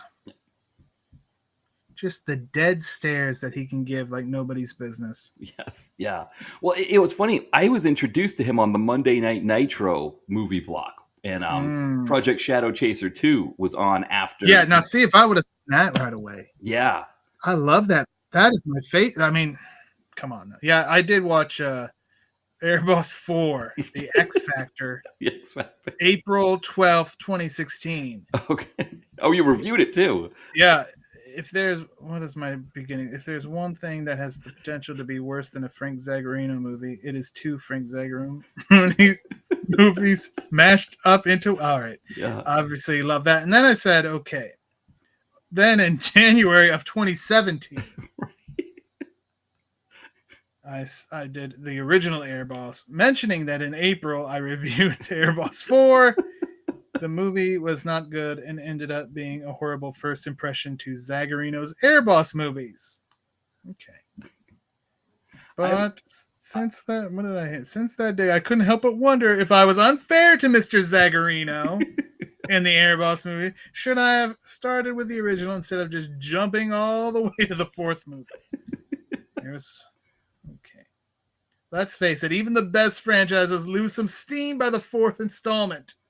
Superman 4, even Death Wish 4, and I like that one. Yeah. But there are exceptions, like Friday the 13th, the final chapter. All right, so I had probably had a longer intro than what I actually said about the movie, but that's all right. That's how you got to stretch those out. Yeah, sometimes I have trouble finding 7 paragraphs. The thing that surprised me about Airboss 4 is that you're not the only critic review. There's one other one in there. That blows my mind. And like I have them all. Right. I have them on a maybe 4 I caught like in the wild somehow. Yeah. And then I was like, oh, because I think I have like some kind of one of those packs where it was like airplane disasters or something. I don't know. The airplane disaster collection, and it had all 4 Airbosses on it. Yeah. And I said, I'm like, yeah, I'm never going to watch the 2 or 3. I just can't do it. Yeah. I mean, unless Zags himself comes to my house and it's like, hey, I want you to watch Airboss 2 and 3. Right. And I'd be like, okay, Frank. I mean, okay, Zags. Right. Let's watch them all. How about we just start with one? Yeah. Yeah. Let's have a marathon. So the funny thing is, so that was my first experience with Zagarino was Project Shadow Chaser, but I forgot about the movie. And so then I watched Never Say Die, where that's a good one too. Yeah, well, I joked because I didn't know who he was. I had no idea because he doesn't look the same as he does in Project Shadow Chaser. I said he was I called him a lesbian fitness instructor the whole time. Yeah. And so, yeah, I wonder if Zags came, if he, came and was like, wanted to watch Airboss with me, if it might be one of those more like, like kind of uncomfortable situations where he's like, we're waiting, I'm waiting for him to say it, like, so I'm a lesbian fitness instructor. Hey, so it's like, how many Airbosses does he make me sit through before he finally spills it? Like, Well, I mean, he did put out his own fitness video called Fitness for Life. You can check it. Mr. Matt Spector covered it on the site because I allow people to do insane things sometimes. It was Frank's birthday, so I'm like, well, yeah, we gotta pay him some respect. But yeah, Frank Zagarino's Fitness for Life. I like that. Is that kind of like John Tesh's Music for Your Life? I think so. He probably was going for a little hybrid of John Tesh and Jane Fonda. Right. Dolph Lundgren, Maximum Potential, perhaps. That's right, yes. Which also is Quentin Tarantino. He was like a production assistant on that. Oh, very interesting. Yeah, Maximum. So the funny thing about Maximum Potential, I discovered when I was putting my movies on, the movies I had reviewed on Letterboxd, is that, Letterboxd doesn't count that as a movie. Bastards. Yeah, I need to utilize the Letterboxd. I have a thing on there, but I don't do anything with it. One day I will start cataloging all the fantastic films that I've reviewed and talked about. Yeah, all that. maybe it's a good segue into the plugs. Because I know that your podcast in particular. This is Actionversary month. Now, I guess Yeah. when this episode airs, we'll have just left Actionversary month. Oh, So hopefully we've survived, folks. Hopefully we've survived. We've had Actionversary was a big one. 11 years of bulletproofaction.com. You, Matt, helped us out with our Sirio Santiago countdown, so I always appreciate you chiming in with your expertise. And you had quite the story to share as part of that. Yes. You diabolical son of a bitch. Yes. My story on the Dune Warriors episode. So probably by the time this episode comes out, it's already on the site. I'll have linked it anyway on my Facebook page and everything. Check it out. Yeah, we've done a lot. I did a little something called, speaking of Mr. Zagarino, how about a little game of what if New Image had a box set? You can find that over there. We've got the Bruceploitation from A to Z. We had some Goldfinger, 10 Things You Didn't Know. We had a little PM Entertainment with The Stray. The Toy Man covered that. Oh, yes. We also paid... we celebrated the anniversary of the 40th anniversary of American Ninja. So you can check that out as well. So we had a big final week of Actionversary. So bulletproofaction.com if you missed out. And yeah, the Bulletproof podcast. I think we're going to be doing some class of 1999 for a little back to school action. That's not the sequel's the one that has Sasha Mitchell, right? It's right. I don't know if we might go down, but I'm like, at the same time, I'm like, we've seen a lot of Sasha Mitchell already this year. I don't know if he deserves yet another episode devoted to him, but you know what? Sometimes we do that, or we'll see. A lot of times it's also what's available on the various platforms that we can all watch easily and talk about. Yeah. Well, yeah, because that's the thing with your show, especially with the Actionversary ones where you've got the whole crew boy, what a crew we had too. Chad Cruz actually showed up for work. It was that tells you that it must have been a special month because he don't do shit. I'll tell you what, you don't see him for weeks and months at a time, but he was there for our kickboxer retrospective. And then when we did a little Bulletproof as well. So well, he made the comment, I think, on one of the kickboxers that the baseball season was over, but I don't know. Cleveland's creeping back into that wild card race, so you might lose him again. I think he was coaching his son, I think. Oh, okay. So I think it was one of those. Oh, it was that baseball season. So, okay, all right, that makes more sense. Yeah, his son's baseball season was over, right. And I'm pretty sure Chad is the coach. Oh, that makes much more sense than he was. So I bust Chad Cruz's balls about it, but yeah, he does have multiple kids and a job and all that work. I've got American Samurai on DVD and a dog, and that's my life, folks. And run into people who seem to know about it at the grocery store. Right, people spit to you, yes. But yeah, no, you guys, the run on the American, or sorry, the kickboxer movies, going 3, 4, and 5, because 2 you guys did way in the past, I think, right? Yep. That was yeah. And it did real well. And I was always like, was it just because it was 2, or did people really, really like these kickboxer sequels? So then we did 3, and then I'm like, you know what? Why don't we just do 4? And I'm like, well, we may as well do 5 now. I would have done the Moosey reboots, but you know what? They keep teasing that there's going to be a third one of that. And then, like, you know what? When that third one's about to come out, maybe we'll do the other one. Yes, that's good. Yeah, we'll catch up, and then that'd be the big build up. And we could all watch the new one, and But I will wait till that actually happens, because they've been talking about that since the second one came out.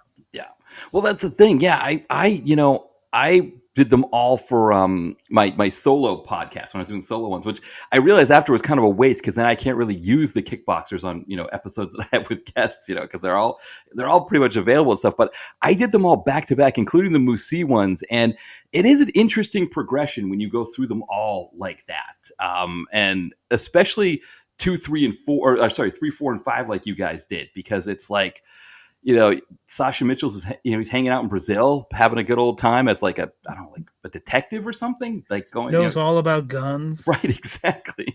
Then 4 is just like this dark thing that Albert Pyun was just like, I want to make a dark. And it's like Pyun did the second one, and it was nothing like that.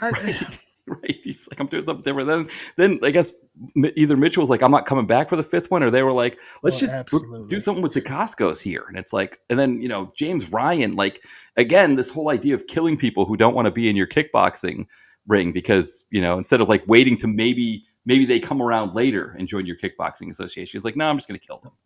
Right. I mean, it was properly titled The Redemption because it redeemed the whole franchise as far as I'm concerned. Yeah. We went to some strange places. Right? Yes. Like Brazil and Mexico. Yeah. Yeah. South Africa. Yeah. They're just, kickboxers around the world. Brings it back. Yeah.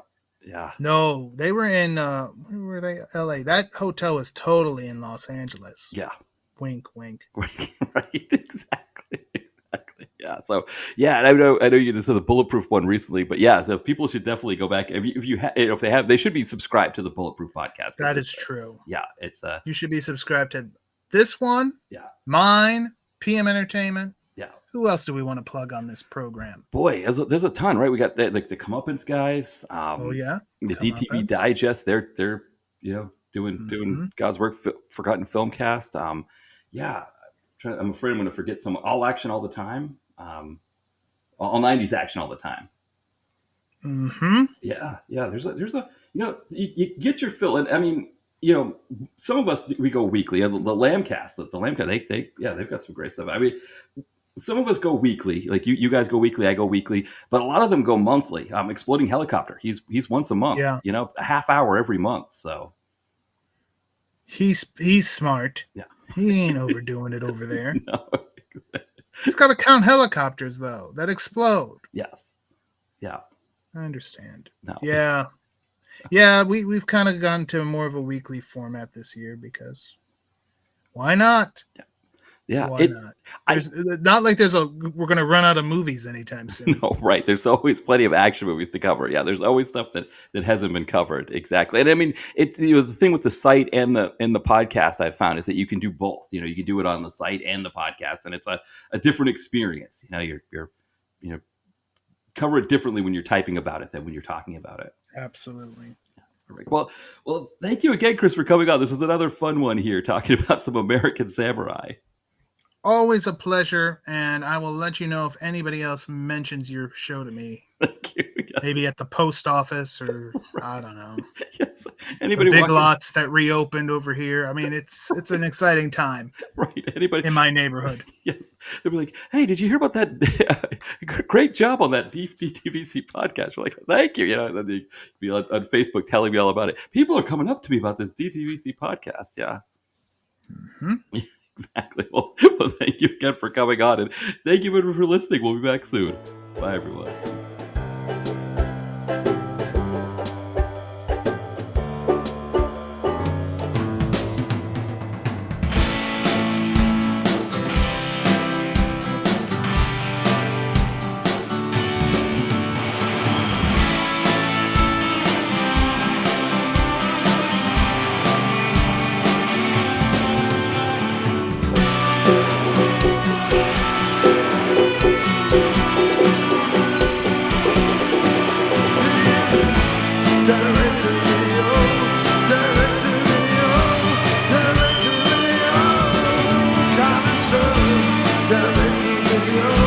Direct